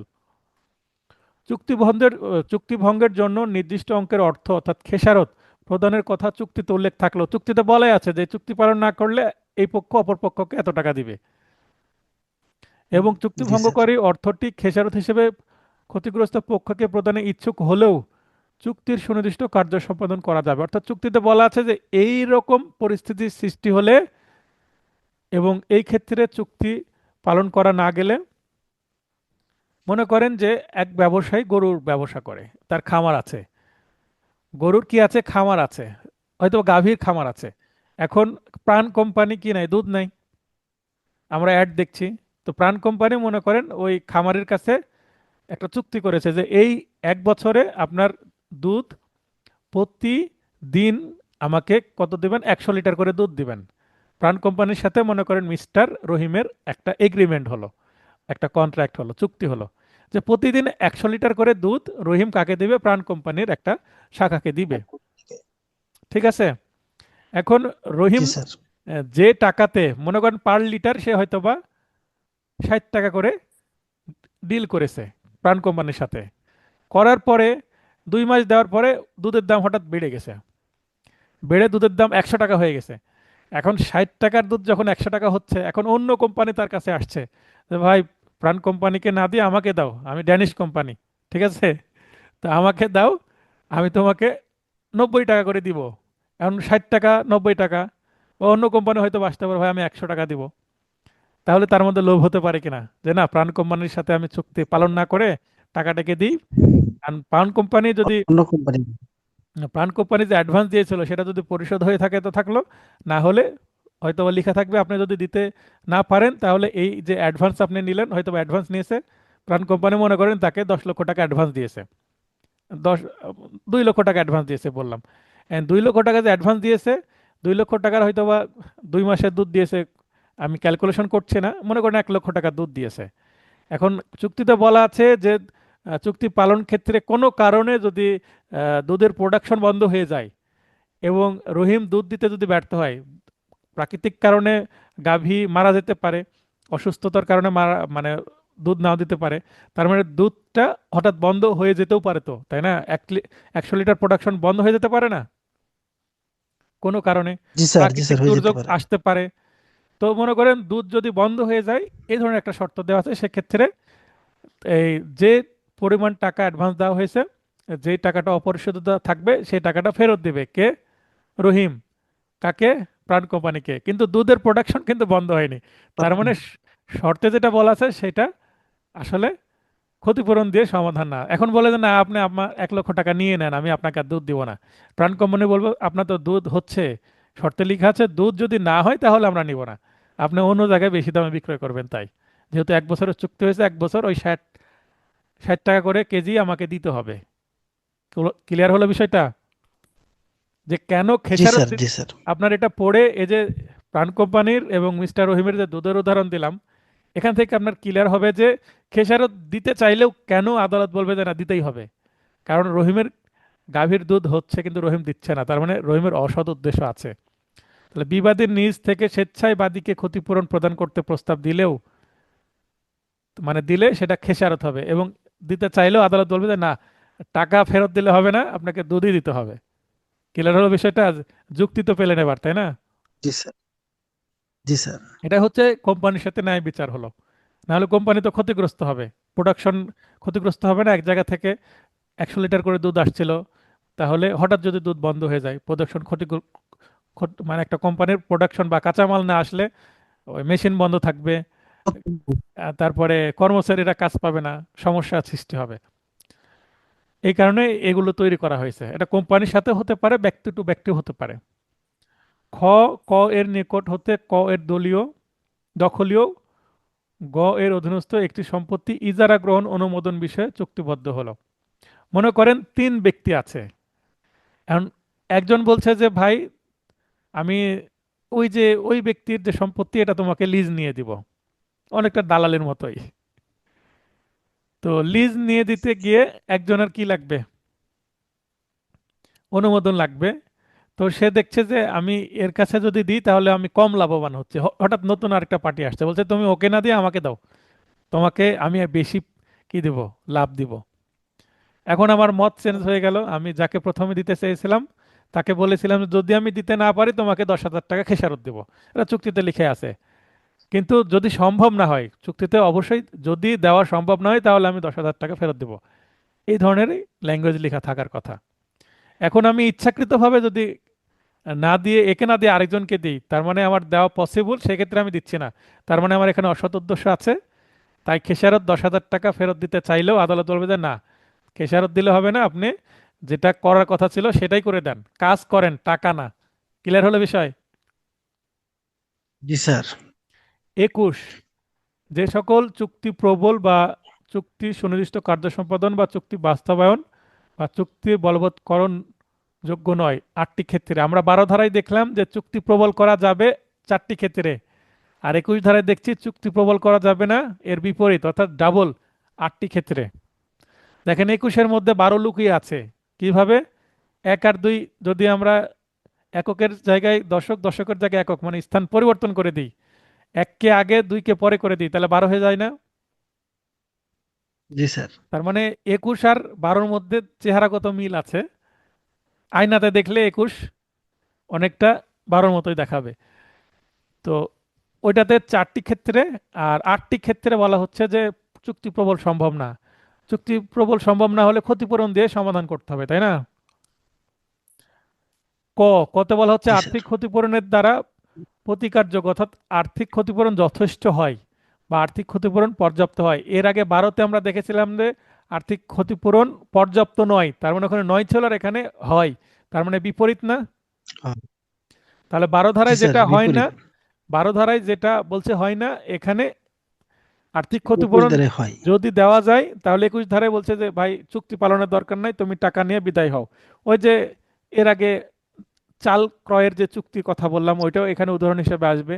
বা এই ধরনের বইয়ের মধ্যে পূর্ণাঙ্গ সেন্টেন্স দিয়ে উদাহরণ আছে, আমি সংক্ষেপে উদাহরণ দিয়ে দিয়েছি। দেখেন এখানে ঋণপত্র ক্রয়, ক্রয়ের চুক্তি হয়েছে, ঋণপত্র দিতে পারছে না, অ্যাডভান্স টাকা দিবে, কিছু ক্ষতিপূরণও দিবে, মানে কম্পেনসেশন দিয়ে মিটমাট হয়ে যাবে। নীল ক্রয়, নীল কি? আগে নীল চাষ হতো, তাই এই নীলের উদাহরণ দিয়েছে। আমরা ধরে নিই পাট বা চাষ, মানে পাট বা ধান বা চাল, এই ধরনের কোনো প্রোডাক্ট চিন্তা করি যেটা রেয়ার না, সহজে পাওয়া যায়। ক্রেডিট খোলা ইত্যাদি চুক্তি, এগুলো হচ্ছে অস্থাবর সম্পত্তি এবং রেয়ার না, অ্যাভাইলেবল, পাওয়া যায়। খ, জটিল ও অসংখ্য পুঙ্খানুপুঙ্খ বিবরণ ব্যক্তিগত যোগ্যতা বা সংকল্পের উপর নির্ভরশীল। ব্যক্তিগত যোগ্যতা যেমন গান গাওয়া, অভিনয় করা। সংকল্প মানে আমার ইচ্ছা হলো করলাম, না হলে না করলাম। কেউ যদি মনে করেন একজন আরেকজনকে বিবাহ করতে চেয়েছে, বিবাহ পাকা হয়ে যাওয়ার পরে বিয়ের আশারও তো বিয়ে ভেঙে যায়, ভেঙে যায় না? জি স্যার, ভেঙে এখন যাইতো অনেক ক্ষেত্রে। কনে বা বর কোনো একটা পক্ষ যদি বলে আমি বিয়ে করব না, তাকে কি বাধ্য করা যাবে আইন করে যে তোমাকে বিয়ে করতেই হবে? কারণ বিয়ে মানুষের ব্যক্তিগত সংকল্পের উপর নির্ভর করে, ইচ্ছার উপরে নির্ভর করে, তাই না? কারো মনের জি উপরে তো স্যার, চাপ এটা বাধ্য করা সৃষ্টি যাবে করা, না। চাপ সৃষ্টি তোমাকে বিয়ে করতেই হবে তুমি কেন বিয়ে করতে রাজি হয়েছিলে? এটা করা যাবে না, আদালতে মামলা করে লাভ হবে না। তাহলে চুক্তির শর্ত পূরণযোগ্য নয়, এই ধরনের ক্ষেত্রে আদালত চুক্তি প্রবল করবেন না, তার মানে এখানে ক্ষতিপূরণ দিয়ে সমাধান হবে। যেমন ব্যক্তিগত কাজ, যেমন গান গাওয়া, ছবি আঁকা, সাহিত্য গ্রন্থ রচনা, সিনেমায় অভিনয়, এগুলো সবই কিন্তু আর্টিস্টিক ওয়ার্ক, মানে এখানে দক্ষতা লাগে, তাই না? তো কেউ যদি সিনেমায় অভিনয় করতে না চায় তাহলে তাকে জোর করা যাবে না, সে নানান বাহানা করতেই পারে, তাই না? বলে যে আমি অসুস্থ, বা আমার মুড ভালো নয়, আমার ভালো লাগছে না, বা আমি যে সাহিত্য রচনা করব আমার লেখার ভাব আসছে না, বা আমি আঁকাতে আর পারছি না, আমার হাতে ব্যথা, নানান, বা গান গাইবো আমার গলা ব্যথা, আমার সুরে আর কাজে লাগছে না, এরকম নানান বাহানা করা যাবে, কারণ এগুলো ব্যক্তিগত কাজ বা আর্টিস্টিক ওয়ার্ক। ব্যক্তিগত সংকল্প বা ইচ্ছা, যেমন বিবাহের উদাহরণ অলরেডি দিলাম, আরো এই ধরনের উদাহরণ থাকতেই পারে। বন্ধুত্ব, বন্ধুত্ব, খুব ভালো বন্ধু ছিল কিন্তু আর তার সাথে কথা বলছে না, আদালতে মামলা করা হলো যে এই বন্ধু আমার খুব ভালো ছিল sir, high school college university একসাথে পাশ করলাম, অ্যাডভোকেট হওয়ার পরে কোর্টে এসে আমার সাথে কথাই বলে না। স্যার জানোই আমার সাথে কথা বলে, বন্ধুত্ব বজায় রাখে, এটা কি আদালত বাধ্য করতে পারবে যে এই মিস্টার রহিম আপনি কেন আপনার বন্ধু করিমের সাথে কথা জি বলেন না? স্যার। এটা সম্ভব না, আমার ইচ্ছা তার সাথে বন্ধুত্ব রাখবো কিনা। বুঝেননি? জটিল কাজ, জি বিশেষ স্যার, জি পদ্ধতিতে স্যার, এটা চাষাবাদ, একজন ব্যক্তিগত। আরেকজনের সাথে, একজন আরেকজনের সাথে চুক্তিবদ্ধ হয়েছে যে ভাই আমি তোমাকে বন্ধক দিলাম আমার সম্পত্তিটা, 2 বিঘি সম্পত্তি, 2 বিঘা সম্পত্তিতে আপনি কি করবেন? ধান চাষ করবেন। এখন যদি বলি যে আপনি ধান চাষ করবেন কিন্তু আমি যেভাবে বলবো এই পদ্ধতিতে করবেন, আপনার স্বাধীনতা নাই, তাহলে আমি যে লিজ নিলাম বা আমি যে বন্ধক নিলাম, মর্টগেজ নিলাম, তাহলে আমি কি রাজি হব? আমি নিয়েছি আমার স্বাধীন, আমি যেভাবে না, খুশি তখন সেভাবে করব। আপনি শর্তে যদি থাকে যে আপনি এই জিনিসটা চাষ করতে পারবেন না, সেক্ষেত্রে আমি হয়তো ওইটা চাষ করব না যদি আমি রাজি থাকি। কিন্তু আমাকে চাষ করতে আপনি পারমিশন দিচ্ছেন, কিন্তু পদ্ধতি আপনারটা ফলো করতে হবে, সেটা আমি রাজি না। চুক্তির শর্তাবলী নির্ণয় করা যায় না, এই ধরনের চুক্তি পালন করা যাবে না। যেমন চুক্তিতে জায়গা ও সাত সরঞ্জামের পরিমাণ ও প্রকৃতি নির্ণয় করা যায় না। এখন মনে করেন যে আমি একটা ডাইনিং টেবিলের অর্ডার দিলাম, সাথে চেয়ার থাকবে, কিন্তু আমি উল্লেখ করলাম না যে কয়টা চেয়ার থাকবে, 4টা থাকবে না 6টা থাকবে না 8টা থাকবে। তাহলে ডাইনিং ছোট হলে 4টা, মাঝারি হলে 6টা, এর থেকে বড় হলে 8টা বা 10টা চেয়ার আলা ডাইনিং টেবিল হতে পারে না? তাহলে হতে ডাইনিং পারে। টেবিলের মাপ দিলাম না আমি, তারপরে কি করলাম না?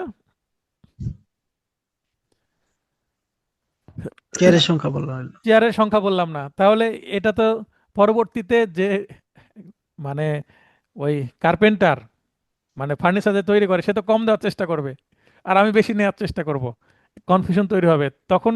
এটা নিয়ে যদি ঝামেলা তৈরি হয়, আদালত বলবে যে এটা বাস্তবায়ন সম্ভব না, আপনি কি করেন, যে টাকা অ্যাডভান্স দিয়েছিলেন সেটা ফেরত নিয়ে চলে যান, অথবা নতুন চুক্তি করেন, তাই না?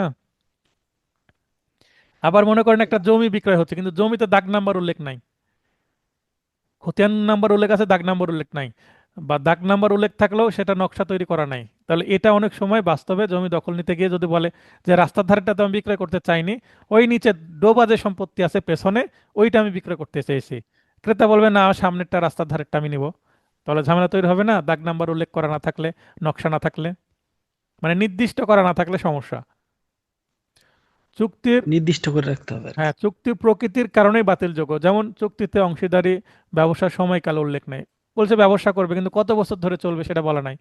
অবৈধ কাজের জন্য যদি চুক্তি হয়, অবৈধ কাজের জন্য চুক্তি, এখন একজন আরেকজনের সাথে চুক্তি করছে যে ভাই আপনি আমার এই অবৈধ মালটা, একটা মাদক দ্রব্যের নাম বলছে যে এইটা আপনি ঢাকা থেকে চট্টগ্রামে পৌঁছাই দিবেন বা চট্টগ্রাম থেকে ঢাকায় পৌঁছাই দিবেন, তার বিনিময়ে আপনাকে 10,000 টাকা দেওয়া হবে।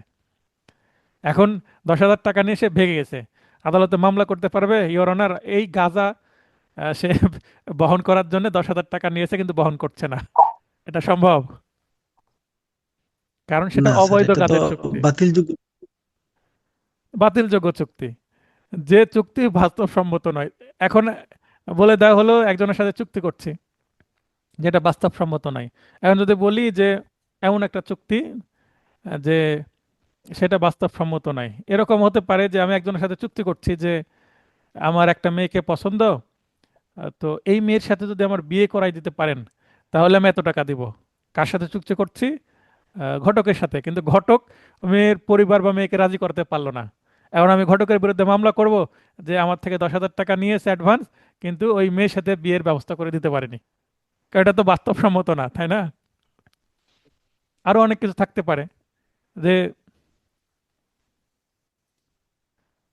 একটা ওয়াইফ তার হাজবেন্ডের বিরুদ্ধে মামলা করলো যে আমাকে চাঁদ এনে দিবে আকাশের, কবিতায় লিখতো, প্রেমের কবিতা লিখতো যে তোমাকে আকাশের চাঁদ এনে দিব। তো বিয়ের পর আর চাঁদ চাইলে এনে দেয় না। এটা বাস্তবসম্মত চুক্তি বলে। তো মজা করে জি না উদাহরণ স্যার। দিলাম যেন মনে থাকে। এরকম অনেক থাকতে পারে না, যে চুক্তি আসলে হাস্যকর, বাস্তবসম্মত নয়। যেমন নিয়ম পরিপন্থী মেয়াদের চুক্তি, 6 মাসের পরিবর্তে ভিন্ন মেয়াদের শিক্ষানবিশ আইনজীবী হিসেবে সিনিয়রের সাথে চুক্তিবদ্ধ হওয়া। মনে করেন আপনাদের 6 মাস চুক্তিবদ্ধ হতে হবে, আপনি 4 মাসের জন্য চুক্তিবদ্ধ হলেন। এটা নিয়ে যদি আপনি পরীক্ষা দিতে যান, পাশ করে গেলেও ভাইভাতে আটকায় যাবেন না, কারণ আপনার শিক্ষানবিশকালের স্যার ওখানে উল্লেখ করা থাকবে 4 মাস।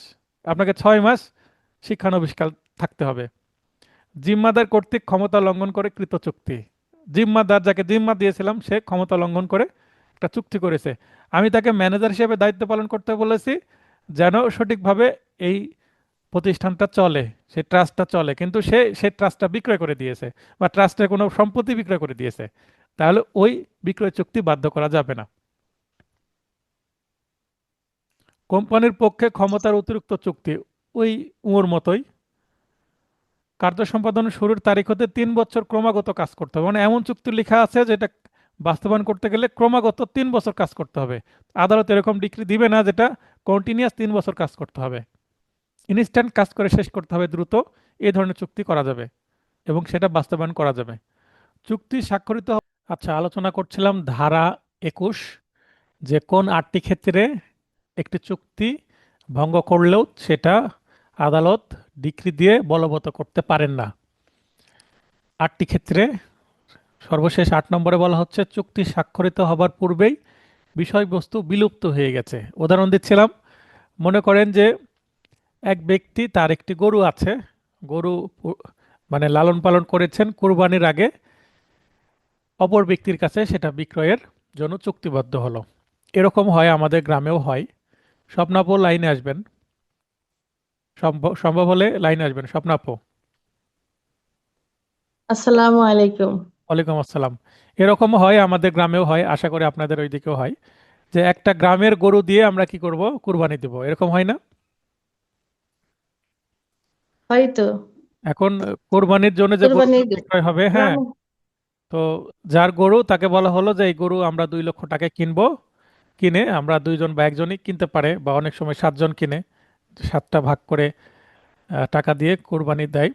তো যার গরু তার সাথে চুক্তি হলো এবং তাকে অ্যাডভান্স কিছু টাকা দিয়ে দেওয়া হলো। দেওয়ার পরে এই বলা হলো যে গরুটা আপনার কাছেই থাকবে, যেহেতু একই গ্রামেই। আপনি যেই দিনকে কুরবানি, ঈদের দিন আপনি নামাজের পরে গরুটা নিয়ে আসবেন। নামাজের পরে আমরা যখন কুরবানি দিব, জবাই করব তখন। তো ওই কুরবানি দেওয়ার সময় ডেলিভারি দিতে হবে গরুটা। এখন মাঝখানে যদি ঈদের দিন মানে আগের দিন রাত্রে যদি গরুটা মারা যায়, হ্যাঁ, এই ধরনের কেস যদি হয়, কারণ গরু একটা প্রাণী, প্রাণ থাকলে সে মারা যেতেই পারে।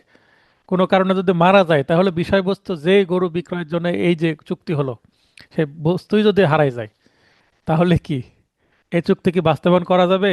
এখন সকালে যদি ওই 7 জন যে গরু কিনতে চেয়েছিল সে যদি বলে রহিমকে যে ভাই আপনার গরু কই, গরু দেন, রহিম যদি বলে মারা গেছে, তাহলে রহিমকে কি বাধ্য করা যাবে সেম ধরনের আরেকটা গরু দিতে হবে?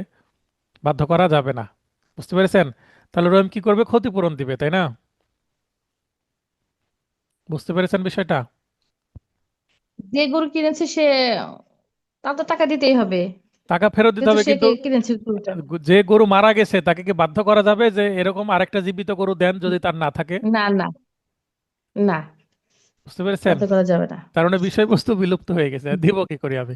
আবার এরকম হয়েছে, নদীর পাড়ের একটা জমি বিক্রয় হচ্ছে, নদী ভাঙনে ওই বাড়ি, জমি সব চলে গেছে নদীর গর্ভে, সব নদী ভেঙে গেছে। ভাঙনে। তাহলে ওই যে জমি হারিয়ে গেছে সে জমি আর বিক্রয় করা সম্ভব? বিলুপ্ত হয়ে গেছে, তাই না? জি। এটা 1940 সালের সালিসি আইনের বিধান পরিপন্থী চুক্তি সুনির্দিষ্ট কার্য সম্পাদনযোগ্য নয়। এটা আমি বাড়তি একটা তথ্য দিয়েছি, যেটা এই হাটের বাইরেও আপনাদের জানার জন্য অ্যাডভোকেট হিসেবে একটু বাড়তি কিছু জেনে রাখলেন, ভবিষ্যতে কাজে লাগবে। এবার 21A-তে বলা হচ্ছে অনিবন্ধিত বিক্রয় চুক্তি। অনিবন্ধিত মানে আনরেজিস্টার্ড। রেজিস্ট্রেশন করা এই শব্দটাই আমরা বাংলা মনে করি, কিন্তু রেজিস্ট্রেশন হচ্ছে ইংরেজি, এর বাংলা হচ্ছে নিবন্ধন করা, মানে নাম তালিকাভুক্ত করা। Unregistered contract for sale not specially enforceable, অর্থাৎ কোনো স্থাবর সম্পত্তি সংক্রান্ত যদি সম্পত্তি হয়, জমি বিক্রয়ের কোনো যদি বায়না চুক্তি হয়, তা জমি বিক্রয়ের বায়না চুক্তি অবশ্যই রেজিস্ট্রেশন করতে হবে। যদিও 6 মাস পরে সেটা পরিপূর্ণভাবে বিক্রয় হবে, আরেকটা বিক্রয় দলিল বা সেল ডিড হবে, সেই সেল ডিডে পরিপূর্ণ টাকা পরিশোধ করতে হবে। এখন যদি বায়না দেয় যে ভাই এই জমি আমি 50 লক্ষ টাকায় নিব, আপাতত 5 লক্ষ টাকা অ্যাডভান্স দিচ্ছি, আমি আগামী 6 মাসের মধ্যে বাকি টাকা দিয়ে নিব, এরকম চুক্তি হয়। তো এই চুক্তিটাও কি করতে হবে? নিবন্ধন করতে হবে, মানে সাব রেজিস্ট্রারের কাছে যে রেজিস্ট্রি করতে হবে। যদি রেজিস্ট্রি করা না থাকে, এটা তো জানতাম। হ্যাঁ, এটা যদি রেজিস্ট্রি করা না থাকে, ভবিষ্যতে আপনি ওই যে এমনি 300 টাকার স্ট্যাম্পে যদি চুক্তি করে থাকেন, সেটা নিয়ে মামলা করে আপনি জমি ফেরত পাবেন না। বুঝতে পেরেছেন? সেটার মূল্য নাই। স্থাবর সম্পত্তির লিখিত বিক্রয় চুক্তি নিবন্ধন ব্যতীত কার্যকর করা যায় না। তার মানে আপনি জমির কিনবেন বলে বায়না করলেন, বায়না অনুযায়ী জমির প্রকৃত মালিক আপনাকে জমি দিচ্ছে না, সময় হয়ে গেছে, আপনার টাকা রেডি, ভাই 5 লক্ষ টাকা দিয়েছে, আর 45 লক্ষ টাকা তুমি নাও, আমাকে জমি দাও। সে বলে আমি তোমাকে জমি দিব না, তুমি যা পারো করো। আপনি আদালতে গেলেন, ইওর অনার, এই যে আমাদের 300 টাকার স্ট্যাম্পের কি দলিল, সে আমাকে জমি দিবে, আমার টাকা রেডি বাকি, কিন্তু সে দিচ্ছে না। আদালত বলবে আপনি কি রেজিস্ট্রেশন করছেন সাব রেজিস্ট্রারের কাছে? আপনি বলবেন না, তে আপনার মামলা খারিজ। মানে এটা আদালত অবশ্যই কি দিবে না, চুক্তি রায় দিবে না আমার পক্ষে। রায় দিবে না। তার মানে এটা 12 ধারাতে ডিক্রি 4 ক্ষেত্রে পাওয়া যায়, 21 ধারাতে 8 ক্ষেত্রে পাওয়া যায় না। তাহলে 21 ধারার 21-এতে আরো একটি ক্ষেত্র পাওয়া গেল যেখানেও দিবে না, তার মানে 9 ক্ষেত্র হয়ে গেল, তাই না বাস্তবে? তাহলে জি। এটা 21-এর সাথে কেন দিয়েছে? কারণ 21-এ বাস্তবায়ন করা সম্ভব না, মানে এসপি ক্রস দিবে না, 21-এতেও এসপি ক্রস। নিবন্ধিত হলেও, আচ্ছা, আপনি বায়না করলেন, সেটা নিবন্ধিত করলেন, করার পরে 50 লক্ষ টাকার সম্পত্তি, 5 লক্ষ টাকা অ্যাডভান্স দিচ্ছেন, বাকি আছে কত? অপরিশোধিত আছে, আনপেড আছে কত? 45 লক্ষ টাকা। আর আদালত বলবে 45 লক্ষ টাকা দেওয়ার আপনার সামর্থ্য আছে কিনা। যদি থাকে, আপনি আগে আদালতে সে টাকাটা জমা দেন। তার মানে অপরিশোধিত বিনিময় মূল্য, মানে ওই 45 লক্ষ টাকা আদালতে জমা দিতে হবে। মোকদ্দমা রুজুর সময় আদালতে জমা দিতে হবে, কোনো ব্যাংকে জমা দিয়ে ওই চালানটা আদালতে জমা দিতে হবে। কার্যকর করা যাবে না যদি চালান না দেয়। তার মানে এই যে আনপেড যে অবশিষ্ট টাকা, সে টাকাটা জমা দিতে হবে। 2004 সালের 27 নং আইন দ্বারা 21 ধারাটি সংযুক্ত করা হয়, যা 2005 সালের 1 জুলাই হতে কার্যকর। দেখেন, 2005 সালের 1 জুলাই থেকে এই 21 ধারার কার্যকারিতা শুরু হলো।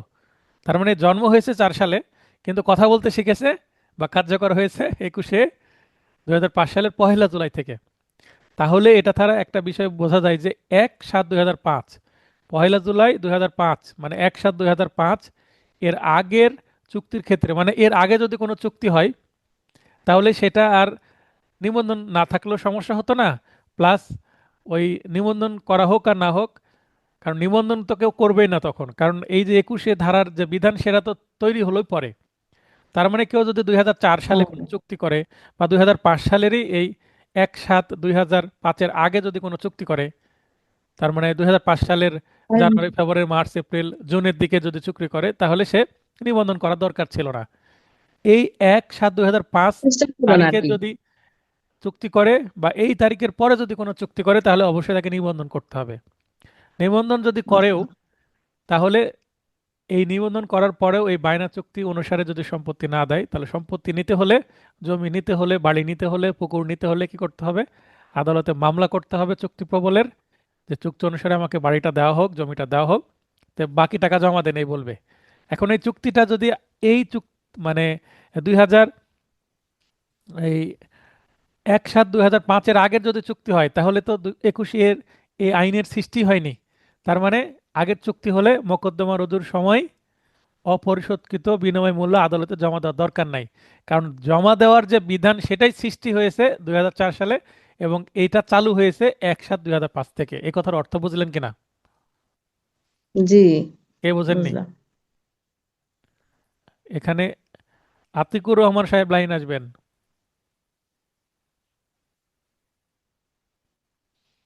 আতিকুর রহমান সাহেব লাইন আসবেন। মানে জানুয়ারির আগে এই রেজিস্ট্রেশন সিস্টেম চালু ছিল না, এই 2005-এর। 2005-এর 1 জুলাই এর আগে। আচ্ছা, ও হ্যাঁ হ্যাঁ হ্যাঁ, পয়লা জুলাই। দেখেন Sorry. আমি এমসিকিউ এ চলে আসছি। এই যে পার্টের আন্ডারে যে এমসিকিউ, এই এমসিকিউ দেখেন 22 নম্বর এমসিকিউ আপনারা দেখেন। আর একটা ধারা বাকি আছে আমাদের পড়তে, 22 ধারা। তো এমসিকিউটা বোঝানোর পরে 22 ধারায় যাব। এটা 21 ধারা রিলেটেড এমসিকিউ। কি বলা হচ্ছে? 1 জুলাই 2004। কত বলা আছে? 2004। 2005 আছে কি এখানে? 4 না, তাহলে না স্যার। একটু আগে যে লাইনটা আমরা পড়ে আসলাম ওই 21 ধারার আন্ডারে, ওখানে বলা হচ্ছে 1/7/2005, এটা বলা আছে না? তার জি মানে জি স্যার। 1 জুলাই 2005, আর এটা হচ্ছে 1 জুলাই 2004। তার মানে ওই 21 আইনটা কার্যকরের আগে না পরে? এটা এই তারিখটা এটা তো আগে। এটা স্যার আগে আগে। আগে। তাহলে শেষের লাইনে আমি কি বললাম যে বাকি যে মূল্য 45 লক্ষ টাকার যে উদাহরণ দিচ্ছিলাম, ওই টাকাটা কি জমা দেওয়ার দরকার আছে যদি এই তারিখের কোনো চুক্তি হয় সেক্ষেত্রে? না, আগে হলে যদি তো এই জমা তো সার্ভিস বন্ধু চুক্তি হয় তাহলে স্যার লাগবে। আর যদি মানে 1/1/5 থেকে যদি হয় মানে পরে তো লাগবে না। তাহলে ওই যে একটা তারিখ আমরা দেখে আসলাম 1/7/5, এই 1/7/5-এর আগে ওই তারিখের বা পরের চুক্তি হলে টাকা জমা দিতে হবে আদালতে, কারণ 21 ধারার কার্যকারিতা শুরু হয়েছে ওই তারিখ থেকে। 21 ধারা বলবে টাকা জমা দেন, না হলে মামলা নিব না, মামলা খারিজ। আর এই তারিখের আগে মানে 1/7/2005-এর আগের যদি চুক্তি হয়, যেমন এখানে যে তারিখটা দেওয়া আছে এটা তো আগের তারিখ, তার মানে ওল্ড, আমরা বলতে পারি ওল্ড কন্ট্রাক্ট, পুরাতন কন্ট্রাক্ট যদি হয় সেক্ষেত্রে ওই যে আদালতে যে অবশিষ্ট বায়না মূল্য সেটা তো দেওয়ার বিধানই সৃষ্টি হয়নি, তার মানে দেওয়ার দরকার নাই। এবার প্রশ্নটা পড়ি। এতইং তারিখে একটি রেজিস্ট্রিকৃত রেজিস্ট্রেশন করা আছে, তার মানে আইন রেজিস্ট্রেশনের বিধান ছিল না, তারপরেও সেফটির কারণে রেজিস্ট্রেশন করেছে রেজিস্ট্রেশন আইন অনুসারে। চুক্তির অনুকূলে সুনির্দিষ্টভাবে চুক্তি বলবতের জন্য মামলা দায়েরের ক্ষেত্রে বাদীকে আর্জির সাথে জমা দেওয়ার প্রয়োজন ছিল। এখানে অনেকেই উত্তর কি করবেন? অবশিষ্ট চুক্তি মূল্য উত্তর করবেন, কারণ আইনে বলা আছে 21 কেতে অবশিষ্ট চুক্তি মূল্য, কিন্তু তারিখটা লক্ষ্য না করে অনেকেই ঘ উত্তর করবেন। কিন্তু এখানে উত্তর কি হবে? কোনো চুক্তি মূল্য দাখিল অপ্রয়োজনীয়। অপ্রয়োজনীয়। কারণ এই যে মামলা করার সময় যে টাকা জমা দিতে হবে এই বিধানটাই তো সৃষ্টি হয়েছে 21 দ্বারা, আর 21 দ্বারা কার্যকারিতা ওই তারিখ থেকে। আমি কি ক্লিয়ার করতে পেরেছি? জি স্যার। জি। তাহলে এই যে তারিখ পরিবর্তন করে কিন্তু প্রশ্ন আসতে পারে না? জি। জি, এখানে যদি আমি তারিখ তখন দিই, তো প্রয়োজনীয় হবে সাথে দিলে। এখানে 30/6, মনে করেন আমি এখানে দিলাম 30/6/2005। 30/6/2005 মানে এই তারিখের কিন্তু আগের তারিখ, একদিন আগের, তাই না? জি, তাও হুম, কার্যকর না। তাও কিন্তু টাকা দিতে হবে না এটা কিন্তু। অপ্রয়োজনীয়। হ্যাঁ, জি, অপ্রয়োজনীয়। তাহলে এটা কিন্তু ক্লিয়ার হতে হবে। রাজীব ভাই কোনো প্রশ্ন আছে? তো এটা অনেকের আগের ব্যাচে ভুল করেন। আর এটা কি আতিকুর রহমান সাহেব আমাকে মেসেজ করেছিলেন এই জায়গাটা? না স্যার। তাহলে অন্য কোনো ভাই হয়তো বা করেছিল। রাজীব ভাই কি জি বলতে স্যার। চাচ্ছেন? স্যার আমার 20 নাম্বার এবং 21 নাম্বার এই দুটো প্রশ্ন একটু যদি বুঝাই দিতেন। 20, কোন সন হতে স্থাবর সম্পত্তি বিক্রির অরেজিস্ট্রিকৃত আহ, চুক্তিনামা বলবৎযোগ্য নয়? কোন সাল থেকে? এখানে বলছি 2005 সাল থেকে। আমার তো একটু আগে পড়েই তো আসলাম আমরা 2005 সাল থেকে। জি, কারণ 2005 সব সালের জি। 1 জুলাই থেকে কার্যকর হয়, কিন্তু আইন সৃষ্টি হয়েছে 2004 সালে। কিন্তু এখানে বলবৎযোগ্য নয় তাই বলছে, কারণ অরেজিস্ট্রিকৃত। তার মানে 2005 সালের 1 জুলাইয়ের আগে আপনার রেজিস্ট্রেশন করার তো দরকারই ছিল না, কম্পালসারি ছিল না। কেউ যদি করে সেটা অপশনাল রেজিস্ট্রেশন আইন অনুসারে। যে একটু অতিরিক্ত সচেতন তিনি রেজিস্ট্রেশন করেছেন 2005 সালের আগে, এই আইন সৃষ্টির আগে, কিন্তু যে সচেতন না সে তো করবে না। তাই এই আইনটা করে জি সচেতনতা সৃষ্টি করা হয়েছে, জটিলতা অ্যাভয়েড করা হয়েছে। বুঝতে পেরেছেন? বুঝতে জি পারছি স্যার। স্যার। এবার 21 বলছে, 21 ধারা স্থাবর সম্পত্তি বিক্রয় সংক্রান্ত অরেস্ট্রিকৃত কোনো চুক্তি সুনির্দিষ্টভাবে বলবৎযোগ্য নয়। বিধানটি সংযোজন করা হয় কোন সালে? 2004 সালে। এটা বোঝানোর কি আছে, আমি তো বুঝলাম না। জি স্যার, এই দুটো মাঝে মধ্যে আমার কাছে একটু কনফিউশন সৃষ্টি হয়, এই কারণে জিজ্ঞাসা করলাম। তাহলে বোঝাই দিই, এখানে কোনো সুনির্দিষ্টভাবে বলবৎযোগ্য নাই। এখানে বলা হচ্ছে বিধানটি সংযোজন করা হয় কত সালে। তা কোনো বিধান সংযোজন করার অর্থ কি জন্ম হলো, তাই না? জি স্যার। জন্ম হয়েছে 5 স্যার। তার মানে জি জন্ম হয়েছে 2004-এ, আর কথা বলতে শিখেছে 2005-এ। একটা শিশু আচ্ছা, জন্ম জি হয় আগে না হুম, কথা বলতে শিখে আগে, বলেন? জন্মের জন্ম আগে আগে স্যার। হয়। জন্ম। আগে জন্ম হবে, পরে কথা বলতে শিখবে, তাই না? জি স্যার। তাহলে এইভাবে মনে রাখবেন। ঠিক আছে, আর প্রবলেম আছে? না স্যার, না স্যার। আচ্ছা, প্রবলেম তো পুরোটাই, কারণ এটা ধারার ভিতরে এত কথা, এত কঠিন কঠিন, মানে আপনি বুঝতে। আপনার কাছে আপনার কাছে প্রবলেম আমরা আসবে, আপনি আপনি প্রবলেম সলভ করবেন। যদি প্রবলেম না থাকে, এই পেশার দরকার আছে? সমস্যার সৃষ্টি হলেই তো না, অ্যাডভোকেটদের দরকার। সমস্যা হবে, সেটাই তো। অ্যাডভোকেটদের দরকার হবে, পুরাটাই আপনার সমস্যা। ব্যবসা হবে। পুরাটাই সভ্য দেশে কিন্তু সিভিল মামলা বেশি, ক্রিমিনাল মামলা কম। তা আমরা এমন দেশ চাইবো যেন যেখানে ঝামেলা হবে না, ক্রিমিনাল মামলা আমাদের দরকার নাই, কিন্তু সিভিল মামলার দরকার হবে। যদি দেশ সভ্য হয়ে যায়, দুর্নীতি কমে যায়, দেশে যদি হুম, মারামারি মুগ্ধতা। মারামারি খুন ডাকাতি ধর্ষণ কমে যাওয়া যায়, যায়। তাহলে ক্রিমিনাল মামলা কিন্তু কমে যাবে, সিভিল মামলা কিন্তু কমবে না। বুঝতে পারলেন? কারণ কারণ কি? কারণ বুঝলাম, কিন্তু হবে না। সম্পত্তির পরিমাণ কম, সম্পত্তি তো আর বাড়ে না। পৃথিবী কি বড় হয় ফুলে? না, বেলুনের মতো তার ফুলে না। বড় হবে না পৃথিবী। তার মানে জমির পরিমাণ ফিক্সড। এই এই জমি মনে করেন, জনগণ বাড়ি খালি। এখন আমরা একটা ফ্ল্যাট কিনতে গেলে চিন্তা করি 2000 স্কোয়ার ফিটের একটা ফ্ল্যাট হলে ভালো হয়, আরামাইসে থাকা যায়। আর যার সামর্থ্য আছে 1000 স্কোয়ার ফিটে তার চলবে। আর আজ থেকে হুম 10 বছর পরে কিন্তু দেখবেন 500 স্কোয়ার ফিটের ফ্ল্যাটও বিক্রয় হবে, হবে কিনা? ঠিক বলছি? হুম, স্যার, ঠিক। মানে ওর মধ্যে জনসংখ্যা আমাদের বৃদ্ধি। কষ্ট করে থাকতে হবে। সম্পূর্ণ তো তাহলে সম্পৃক্ত হয়ে এই যে আছে। জমি সংক্রান্ত জটিলতাগুলো কিন্তু থাকবেই, তার মানে সিভিল মামলা থাকবেই, কিন্তু ক্রিমিনাল মামলা কমে যাবে যদি মানুষ সভ্য হয়ে যায়, মারামারি কমে যায়। হ্যাঁ, তার মানে সিভিতে একটু সিভিল জিনিসগুলো বোঝার চেষ্টা করেন। এই কারণে আমি ক্রিমিনাল মামলা থেকে সিভিল মামলা বেশি এখন করার চেষ্টা করছি, বোঝার চেষ্টা করছি। সিভিল মামলা করতে ভালো লাগে, মেন্টাল প্রেশার কম আসে। বুঝলে তো ভালোই লাগবে, যারা না বুঝে তা বুঝতে তো তারা হবে, তো এর থেকে অবশ্যই আর কি অনেক করে কঠিন। বোঝাবো বলেন? যথেষ্ট ভালো করে বোঝাচ্ছে না বলেন? না, আপনি তো ভালোই বোঝাচ্ছেন, কিন্তু আমরাই তো, আমাদের তো রিসিভ সমস্যা করতে আমার ধরে পারছি। দেখতে পারেন। বারবার পড়ার যার চেষ্টা করেন, মহাভারত বারবার পড়ার চেষ্টা করেন। পড়ার সময় যে রেকর্ড হচ্ছে, রেকর্ডটা দিয়ে দিব, আজকে রাত্রে রেকর্ড পাবেন। তো এই রেকর্ডগুলো দেখবেন, বুঝবেন, কথা বোঝার চেষ্টা করবেন। তারপর প্রবলেম হলে আমি কি লিখে দিই, কারো কোনো জায়গায় সমস্যা হলে মেসেজ করবেন, অপশন তো থাকে আমার সাথে যোগাযোগ করার। আচ্ছা, এর আগে দুইটা রেকর্ড কি ইংলিশে ডাবিং করে দিয়েছেন নাকি? আচ্ছা আচ্ছা, দেখবেন যে স্যার, এখন ইউটিউবের একটা সিস্টেম আছে, হ্যাঁ, যে অটো হ্যাঁ, ইংলিশ করে দেয়। হ্যাঁ, আমার করা লাগে না ডাবিং, অটো ইংলিশ করে দেয়। তো ওখানে আমার সেটিং এ যে, সবগুলো ইংলিশ হয়ে গেছে। আচ্ছা, ও সেটিং এ গিয়ে আমি একটা আজকের ভিডিওর শেষে মানে বা শুরুতে আমি এটা বলে দিব, একটা ছোট একটা ভিডিও তৈরি করব যে কিভাবে ইংলিশ হয়ে গেলে বাংলা, বাংলা হয়ে গেলে ইংলিশ করা যায়। এটা আমার না, এটা অটো করে দিয়েছে। তো কিভাবে ইংলিশকে এটাই বাংলা হয়েছে। করবেন এটা আমি ভিডিওতে রাখবো, ঠিক আছে? ভিডিও শুরুতেই। জি, তাহলে ভালো হবে না? জি জি, স্যার, জি। জি। ঠিক আছে। কারণ ইংলিশ স্যার হচ্ছে আমার কিছু একটা ইংরেজি প্রশ্ন আছে বুঝতে। স্যার। সরি। আমার কয়েকদিন ধরে খুব প্রবলেম হচ্ছে, আমি পড়তেই পারতেছি না, খালি ইংলিশ ইংলিশ।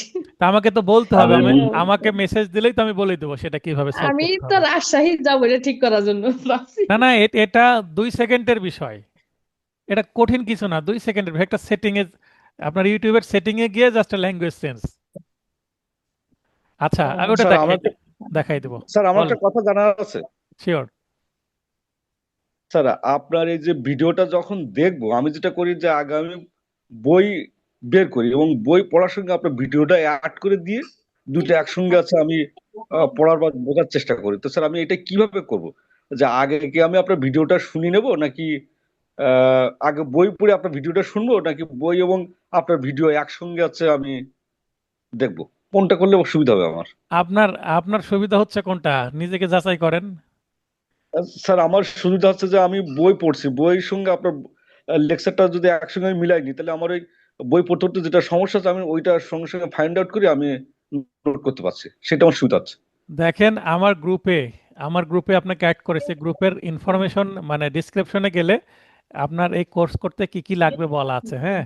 তা আপনি কালার পেন জি স্যার। আমি বলি, যেমন আমার টেবিলে দেখেন এটা একটা পিঙ্ক কালারের কিন্তু কলম, এটার কালি কিন্তু পিঙ্ক হবে, হ্যাঁ। জি স্যার। তারপর এটা হচ্ছে রেড, তারপর এটা ব্লু, হ্যাঁ। তারপর দেখেন জি স্যার। এটা এটা হচ্ছে সম্ভবত এটা গ্রে, হ্যাঁ, বা ব্রাউন টাইপের, খয়েরি টাইপের, তারপরে কালো। খয়েরি। এই যে আমি কালার পেনগুলো কেন রেখেছি, নোট করার জন্য সুবিধা হয়।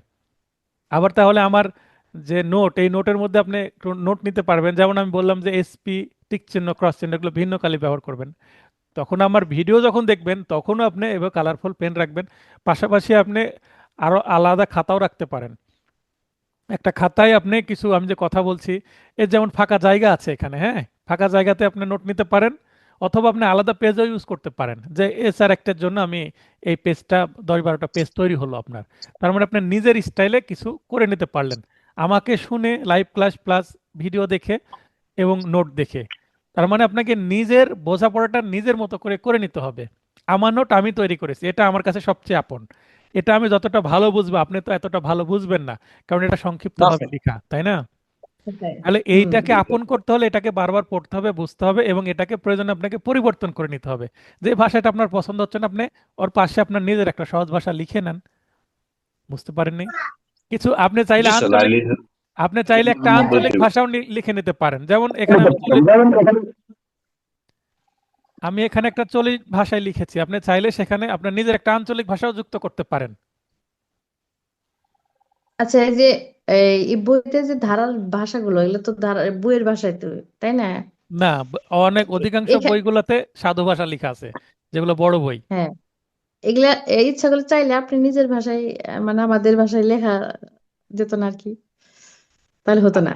এটা তো চলিত ভাষা, আমি আঞ্চলিক ভাষায় এখানে কোন অঞ্চলের ভাষা ইউজ করব বলেন, সম্ভব সেটা? না, কোনো অঞ্চলে না, যেমন যেমন আপনি উদাহরণ দিয়ে সুন্দর সুন্দর ভাষায় কথা মানে বুঝিয়ে দেন সহজ ভাষায়, হ্যাঁ, আর এখানে কঠিন কঠিন ভাষা, মানে এখন আমি এরকম। এখানে এটাতে হ্যাঁ, আইন আছে, আমি যে উদাহরণগুলো দিই এগুলো প্র্যাকটিক্যাল, মানে যখন আমার মাথায় যেটা আসে সেটা আমি, দেখবেন এই হ্যাঁ, একই ক্লাস ব্যাচ ওয়ানে নিয়েছি, উদাহরণ হয়তো একটু ভিন্ন রকম দিয়েছি, কারণ হ্যাঁ, এখন আমার মানসিক অবস্থা কেমন আছে তার উপর ডিপেন্ড করে উদাহরণ আসবে। আবার কোনো সেকশন পড়াতে গিয়ে আগে উদাহরণ দিয়েছিলাম, এখন দিচ্ছে না, আবার এখন উদাহরণ দিয়েছি তখন দিইনি। এটা একটা টিচার যখন লাইভ ক্লাস নেয় তখন তার মাথায় কি আসবে এটা বলা যায়, কি উদাহরণ আসবে, তাই না?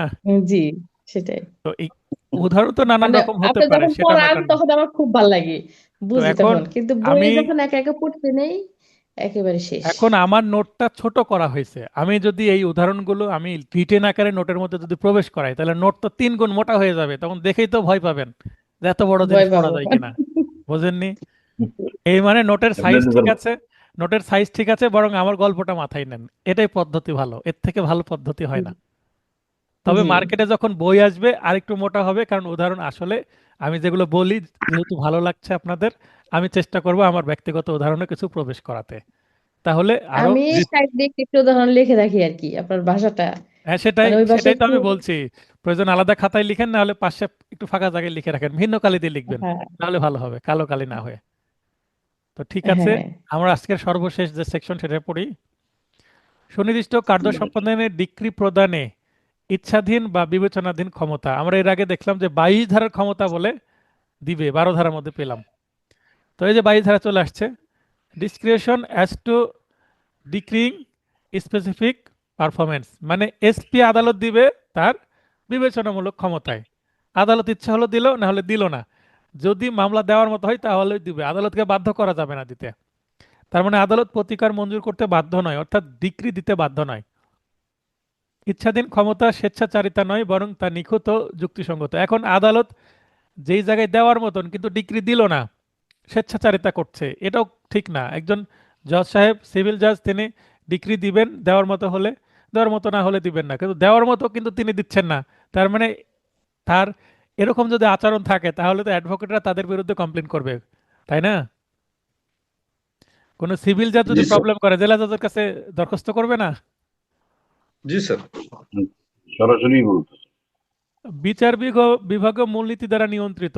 বিচার বিভাগীয় মূলনীতি বলতে যখন এই যে জুডিশিয়ারির মাধ্যমে যে পরীক্ষা হয় এবং কোনো ম্যাজিস্ট্রেট বা কোনো জজ নিয়োগ হয়, নিয়োগের আগে তাদের ট্রেনিং দেওয়া হয় না? এই ট্রেনিং এ জি তো স্যার। তাদেরকে মূলনীতি শেখানো হয়, এবং যে যত সিনিয়র হবে সে তত ধীরে ধীরে উপরের দিকে যাবে, সিভিল জাজ, সিনিয়র সিভিল জাজ, যুগ্ম জেলা জাজ, এভাবে বাড়তে থাকবে। আর ম্যাজিস্ট্রেটের ক্ষেত্রে দ্বিতীয় শ্রেণীর ম্যাজিস্ট্রেট, প্রথম শ্রেণীর ম্যাজিস্ট্রেট, তারপর সিনিয়র ম্যাজিস্ট্রেট, তারপরে অতিরিক্ত চিফ, তারপরে চিফ, এভাবে বাড়তে থাকবে ক্রিমিনাল সাইডে, ঠিক আছে?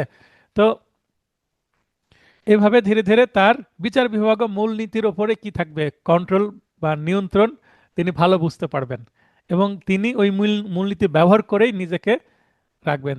যিনি যত ভালো মূলনীতি বুঝবেন, যিনি যত ভালো মূলনীতি প্রয়োগ করতে পারবেন, তিনি তত ভালো বিচারক হবেন, তাই না? জি স্যার। তো এখানে আমার ইচ্ছাধীন ক্ষমতা, আমাকে একটা ক্ষমতা দিল আইন, এসআর অ্যাক্টের 22 ধারা একজন বিচারককে ক্ষমতা দিল, তো বিচারক যা ইচ্ছে তাই করতে পারে না, তাহলে বিচারক সুলভ আচরণ তার হবে না। তার মানে বিচার বিভাগীয় মূলনীতির বাইরে চলে যাবে তার আচরণ। তখন এটা দৃষ্টিকটু দেখাবে। সিনিয়র অনেক আইনজীবী আছে না, আইনজীবী অনেক সিনিয়র, এবং তার পুত্র বা তার নাতিপুতি বয়সের বিচারক নতুন চলে আসতে পারে। মানে দাদুর বয়সের হচ্ছে অ্যাডভোকেট, নাতির বয়সের বিচারক এজলাসে বসে আছেন, এরকম সিচুয়েশন হয় না? তাহলে নিশ্চয়ই একজন সিনিয়র আইনজীবী আহ, অনেক বেটার জানেন একজন নতুন বিচারকের থেকে, জানেন না? কারণ তিনি হয়তো বা 6 মাস 7 মাসের ট্রেনিং নিয়ে আসছেন, এবং তিনি পড়াশোনা করেছেন সেটা কি, আহ, গ্রন্থগত পড়াশোনা করেছেন। গ্রন্থগত পড়াশোনা আর প্র্যাকটিস ভিন্ন জিনিস, বুঝতে পেরেছেন? তাই যখন তিনি ভুল করবেন, মূলনীতির বাইরে আহ, বেশি রায় দিবেন, তখন কিন্তু সিনিয়ররা সেটা ওনাকে ধরে দিবেন যে ইওর অনার বা স্যার, আপনি এটা সঠিক করছেন না। এবং তিনি যদি আসলে রায় দিয়ে দেন, এটার বিরুদ্ধে আপিল আছে, রিভিউ আছে, রিভিশন আছে, যখন যেটা প্রয়োজন। আর বেশি যখন এরকম করবে তখন কমপ্লেনও আছে জেলা জজের কাছে। অনেক সময় আবার কি করা হয়, যে বেশি ঝামেলা করলে বারের মাধ্যমে কি তাকে অবাঞ্ছিত ঘোষণা করে, তার কোর্টেই যায় না, এরকম হয় না? যে বিচারক ঝামেলা করতে, বিচারকের কোর্ট বর্জন, মানে এই বিচারকের আদালতে আমরা দাঁড়াবোই না। তখন অনেক সময় জুডিশিয়ারি বিচার বিভাগ কি করে, তাকে ওই পুরো মানে ট্রান্সফার করতে বাধ্য হয়, হয় না এরকম? জি স্যার। আপিল জি স্যার। আপিল আদালতের মাধ্যমে সংশোধনযোগ্য। তার মানে ওই যে যাচ্ছে তাই করতে পারবে না, করলেও আপিল করে সেটা সংশোধন করা যাবে। ডিক্রি দিল না, পরে ডিক্রি দিবে। আদালত বিশেষ ক্ষেত্র বিবেচনায় মোট 3টি ক্ষেত্রে, কয়টি ক্ষেত্রে? 3টি ক্ষেত্রে সান্ত্বনামূলক ক্ষতিপূরণ বা সলিটিয়ামের আদেশ দিতে পারে। বাজারে বিভিন্ন গাইডে কথা বলছে 1টি ক্ষেত্রে, কথা বলছে 2টি ক্ষেত্রে, খুব রেয়ার জায়গায় 2-1টা গাইডে বলছে 3টি ক্ষেত্রে সলিটিয়াম দিতে পারে। আমার নোটে আমি দাবি করছি 3টি ক্ষেত্রেই সলিটিয়াম দিতে পারে, এবং সেটার ব্যাখ্যা আমি দিচ্ছি। এটা নিয়ে প্রশ্ন আছে, কিন্তু প্রশ্ন হুবহু আছে কয়টি ক্ষেত্রে সলিটিয়াম দেওয়া যায়। তো অপশনে 3টি। কেউ করেছে 2টি, কেউ করেছে 3টি। তা আমি আপনাদের ব্যাখ্যা দিচ্ছি কেন 3টি। ডিক্রি প্রদান না করার ব্যাপারে বিবেচনামূলক ক্ষমতা 2টি ক্ষেত্রে, মানে ডিক্রি প্রদান করবেন না। বাদী মামলা করলো, ডিক্রি দিল না, ক্ষতিগ্রস্ত কে হলো? বাদী ক্ষতিগ্রস্ত করলো, হলো বাদীর মন খারাপ হ্যাঁ করলো। বাদীর মন খারাপ হলো, বাদীকে বলবে আপনি সান্ত্বনামূলক একটা সলিটিয়াম নেন। বিবাদীকে বলবে ভাই তুমি তো মামলায় জিতে গেলে, বাদী ডিক্রি পেল না, এবার আপনি কি করেন, এ বাদীকে কিছু ক্ষতিপূরণ দেন। সেটা হচ্ছে সান্ত্বনামূলক ক্ষতিপূরণ। ওই যে বাচ্চারা দৌড় প্রতিযোগিতায় যখন হেরে যায়, যারা জিতে যায় তারা ট্রফি পায়, আর যারা হেরে যায় তারা কিন্তু চকলেট ট্রফি, ছোট ক্যান্ডি চকলেট দেয় সান্ত্বনা, যেন সে মন খারাপ না করে। তারা সবাইকে অংশগ্রহণের জন্য চকলেট দিয়ে দেয়, আর যে ফার্স্ট সেকেন্ড হয় জিতে গেল, সে তাকে তো আলাদা পুরস্কার দেয়। তো এই সান্ত্বনামূলক পুরস্কার মানে সামান্য কিছু দিয়ে অন্তত তার ন্যায় বিচার করার চেষ্টা করা হয়। তাহলে যখন বাদীকে অন্যায় সুবিধা প্রদান করে, তার মানে এই মামলায় যদি বাদীকে ডিক্রি দেওয়া হয়, তাহলে বাদী একটা অন্যায় সুবিধা পেয়ে যাবে, মানে একটা ইলিগাল অ্যাডভান্টেজ পাবে। ইংরেজি হচ্ছে, মূল অংশটুকু যদি বলি, give the plaintiff an unfair advantage. আমি ইলিগাল বললাম, এটা হচ্ছে আনফেয়ার। ফেয়ার মানে কি, ন্যায়সঙ্গত, আর আনফেয়ার মানে অন্যায়, যেটা মানে বাদের প্রতি করা হয়েছে। হ্যাঁ, এটা বাদী অতিরিক্ত অ্যাডভান্টেজ পাচ্ছে ওভার দ্য প্লে ডিফেন্ডেন্ট, বিবাদীর বিরুদ্ধে। উদাহরণ পড়লে বুঝতে পারবেন। ক একটি জমি বিক্রয় করতে খ এর সাথে আহ, আহ, চুক্তিবদ্ধ হলো, মানে ক বিক্রয় করবে, খ কিনবে। বন্যা হতে জমিটি রক্ষায় ব্যয়বহুল বাঁধের রক্ষণাবেক্ষণ আবশ্যক, মানে এমন একটা জমি বিক্রয় করছে যেটা প্রতি বর্ষাকালে বন্যা হয় এবং প্রতি বর্ষাকালে একটা বাঁধ আছে, ওই বাঁধটাকে মেনটেন করতে হয়, মানে প্রতিবার বাঁধটাকে ঠিক করার জন্য হয়তো বা 10,000 বা 20,000 টাকা খরচ খরচ। হয়। হ্যাঁ, তাহলে এই যে জমির একটা ফল্ট আছে, এটা কিন্তু যে বিক্রয় করতে সে কিন্তু বলেনি। এই জমিটা রাখা বা জমিটা চাষাবাদ করা কি কষ্টকর বলেই হয়তো বা সে কি করছে, বিক্রয় করে দিচ্ছে। বিক্রি করে। মানে ঝামেলা, এটা এটা রাখা যাবে না, এটা প্রফিটেবল একটা জমি না। ঠিক আছে। এখন তাহলে অপরপক্ষকে কিনতে চেয়েছে, কিন্তু বাস্তবে যখন যাচ্ছে দেখতে, বায়না করার পরে তখন দেখছে যে না, এই জমি তো নেওয়া যাবে না। বিষয়টি খ জানতো না এবং ক চুক্তিবদ্ধকালে তা গোপন করেছিল। এই যে ভাই একটা বাদের আপনার প্রতি বছর 10-12 হাজার টাকা খরচ হবে, এটা সে বলেনি, গোপন রেখেছে, বললে তো নিবেই না, তার মানে চালাকি করেছে। যদি খ চুক্তিটি বাস্তবায়ন করতে অস্বীকার করে, বলে না ভাই এই জমি আমি নিব না, এখন ক বলবে তোমার তাহলে অ্যাডভান্স আমি ফেরত দিব না, তাহলে ঝামেলা তৈরি হলো। এখন ক আদালতে মামলা করবে যে খকে জমি নিতেই হবে, সে কেন বায়না করেছে। এখন আদালত বলবে যে তোমাকে ভাই আমি কি দেবো না, ডিক্রি দিব না, কারণ তুমি গোপন করেছো, তোমার ঝামেলা যুক্ত জমি। বুঝতে পেরেছেন? জি স্যার। তো এরকম হতে পারে। তো এই ক্ষেত্রে কি করা যাবে না, বাদীকে ডিক্রি দেওয়া যাবে না। তো বাদী যেহেতু ডিক্রি পেল না, এখন এই জমিটা খ কিনতে চেয়েছিল, খ যদি কিনতে না চাইতো, হয়তো বা গ বা ঘ অন্য কেউ কিনতে চাইতো, তাহলে তার ডিলটা হয়ে যেত, তাই না? তো এখন বাদী কিনতে চেয়ে আবার ক এর জমি বিক্রয়টাকে বিলম্বিত করে দিতে পারে, কারণ এখন তাকে নতুন পার্টি খুঁজতে হবে। এটা একটা ঝামেলা না? জি। জি তার বাদীর মন খারাপ হতে পারে, মামলা করলো, ওকালতনামা লাগলো, উকিল ফি লাগলো, যাতায়াত খরচ লাগলো, সময় গেল। এখন বিবাদীকে বলবে ঠিক আছে ভাই আপনি অ্যাডভান্স ফেরত নেন, ঠিক আছে, কিন্তু একটু সান্ত্বনা, ক্ষতিপূরণ একটু আপনি দিয়ে দেন বাদীকে। তাহলে এখানে বাদী কি পাবে, একটা সলিটিয়াম পাবে, পাবে কিনা? ক এর সম্পত্তি শান্তনামূলক পাবে। হ্যাঁ জি জি। নিলামে ওঠানো হলো। ক এর অ্যাটর্নি সরল বিশ্বাসে অসাবধানতা বশত নিলাম ডাকালে উপস্থিত অনেকেই মনে করলো বিক্রেতার অ্যাটর্নি ইচ্ছাকৃতভাবে ডাক বৃদ্ধি করছে, ফলে তারা প্রতিযোগিতা হতে বিরত থাকায় সম্পত্তির প্রকৃত মূল্য হতে অনেক কম মূল্যে খ কর্তৃক ডাক মানে গৃহীত হলো। আচ্ছা, এটা যেটা ভাষা আছে আমি সহজভাবে বুঝিয়ে দিই। মনে করেন একটা অকশন হচ্ছে, নিলামে বিক্রয় হচ্ছে, নিলাম বিক্রয় করে, নিলাম বিক্রয়কালে যে নিলাম ডেকেছে সে হয়তো স্মার্ট না, সে ডাকতে পারেনি ঠিকভাবে, দাম খুব একটা ওঠেনি, তার মানে তার ডাকের মধ্যে ভুল আছে। এটা জেনে একটা সম্পত্তির মার্কেট প্রাইস মনে করেন যে 5 লক্ষ টাকা, কিন্তু সেটা সে ডাক শুরু করেছে 2 লক্ষ টাকা থেকে, তাহলে 2 লক্ষ টাকা দাম শুরু করেছে, এখন 2.5 লক্ষ টাকাতে সেটা সোল্ড আউট হয়ে গেছে। তাহলে কোথায় 5 লক্ষ, কোথায় 2.5 লক্ষ, মানে হাফ 50% দামে বিক্রয় হয়ে গেছে। এখন এইটা যদি যে কিনতে চাচ্ছে সে যদি বলে আমাকে এখন 2.5 লক্ষ টাকায় দিতে হবে, এখন যে সম্পত্তির মালিক সে বলবে যে না আসলে ডাকটা সঠিক হয়নি, ভুল বোঝাবুঝি হয়েছে, অসাবধানতা এখানে ছিল, সরল বিশ্বাস শব্দটা আছে কিন্তু দেখেন, তার মানে এটা ভুলটা কিন্তু ইচ্ছাকৃতভাবে না, অনিচ্ছাকৃতভাবে সরল বিশ্বাস হয়েছে। অতএব অকশনটা বাতিল, নতুন করে ডাক শুরু হবে। এখন যে কিনেছে 2.5 লক্ষ টাকায়, সে আদালতে চলে গেল, আমি কিনেছি 2.5 লক্ষ টাকায়, নিলামে জিতেছি, আমাকে 2.5 লক্ষ টাকায় জমিটা দেওয়া হোক। আর আদালত বলবে যে না ভাই, জমি তো মার্কেট প্রাইস 5 লক্ষ টাকা, আপনাকে 5 লক্ষ টাকা দিয়ে যদি কিনেন তাহলে ডিক্রি দিব, নাহলে দিব না। বুঝতে পেরেছেন বিষয়টা? মানে কম দামে জিনিস পাওয়া যাবে না। যেহেতু কিনতে পারলো না, এবার যে নিলামে কিনেছিল 2.5 লক্ষ টাকাতে, বললো স্যার আমার তো নিলামে অংশগ্রহণ করতে গিয়ে আমার টাকা খরচ হয়েছে, যাতায়াত খরচ আছে, মামলা করলাম, খরচ আছে, আর আমাকে ডিক্রি না দিলে আমাকে এই 2.5 লক্ষ টাকা তো আমাকে ফেরত দিতেই হবে, মানে এবং প্লাস আরো দিতে হবে। পুরনো কিছু দিতে হবে।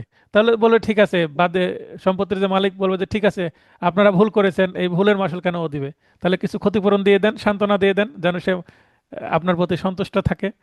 বুঝতে পেরেছেন? তাহলে ডিক্রি ঠিকই জি। পেলো না যে কিনলো 2.5 লক্ষ টাকায় সম্পত্তি, বা ওই যেটা কেনার কথা ছিল সেটা পেলো না 2.5 লক্ষ টাকায়, কিন্তু সে কিছু ক্ষতিপূরণ পেলো, কারণ তার তো সময় নষ্ট হয়েছে, অ্যাডভোকেট ফি নষ্ট হয়েছে। তাহলে এখানে তাকে টাকা দেওয়া উচিত কিনা, ক্ষতিপূরণ সান্ত্বনামূলক? অবশ্যই স্যার, হ্যাঁ। অবশ্যই দেওয়া উচিত।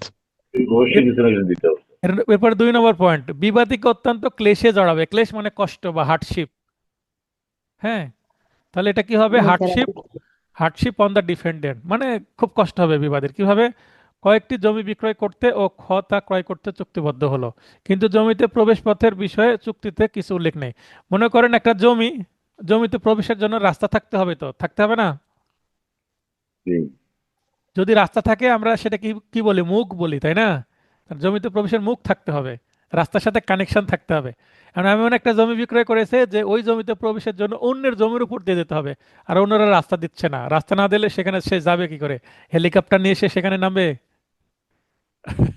তাহলে এই জমি কিনতে গেলাম, আমি কিনতে যেয়ে দেখছি যে আমি যে বাড়ি নির্মাণ করব, আমাকে জমিতে নামতে পারছি না, কারণ রাস্তা থেকে জমিতে যাওয়ার কোনো রাস্তা, মানে মূল যে রাস্তা, সরকারি রাস্তা, সে পাকা রাস্তা এটা থেকে নাই। জমিতে যাওয়ার আমার কি নাই? রাস্তা নাই, মানে মুখ নাই।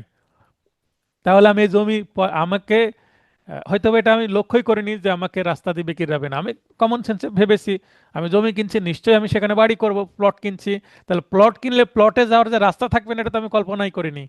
তা আপনি কেন রাস্তা দেবেন না? বাদী বলে যে আপনি, আমি তো রাস্তা বিক্রয় করতে চাইনি, আপনার বিক্রয় বায়না চুক্তিতে দেখেন নকশা দেওয়া আছে, এতটুকুই আপনি পাবেন, রাস্তা আছে কিনা এটা আমার দেখার বিষয় না। তাহলে এটা বিবাদের খুব কষ্ট হবে না? ওই জমি কিনে ওই জমিতে বাড়ি নির্মাণ করবে কি করে?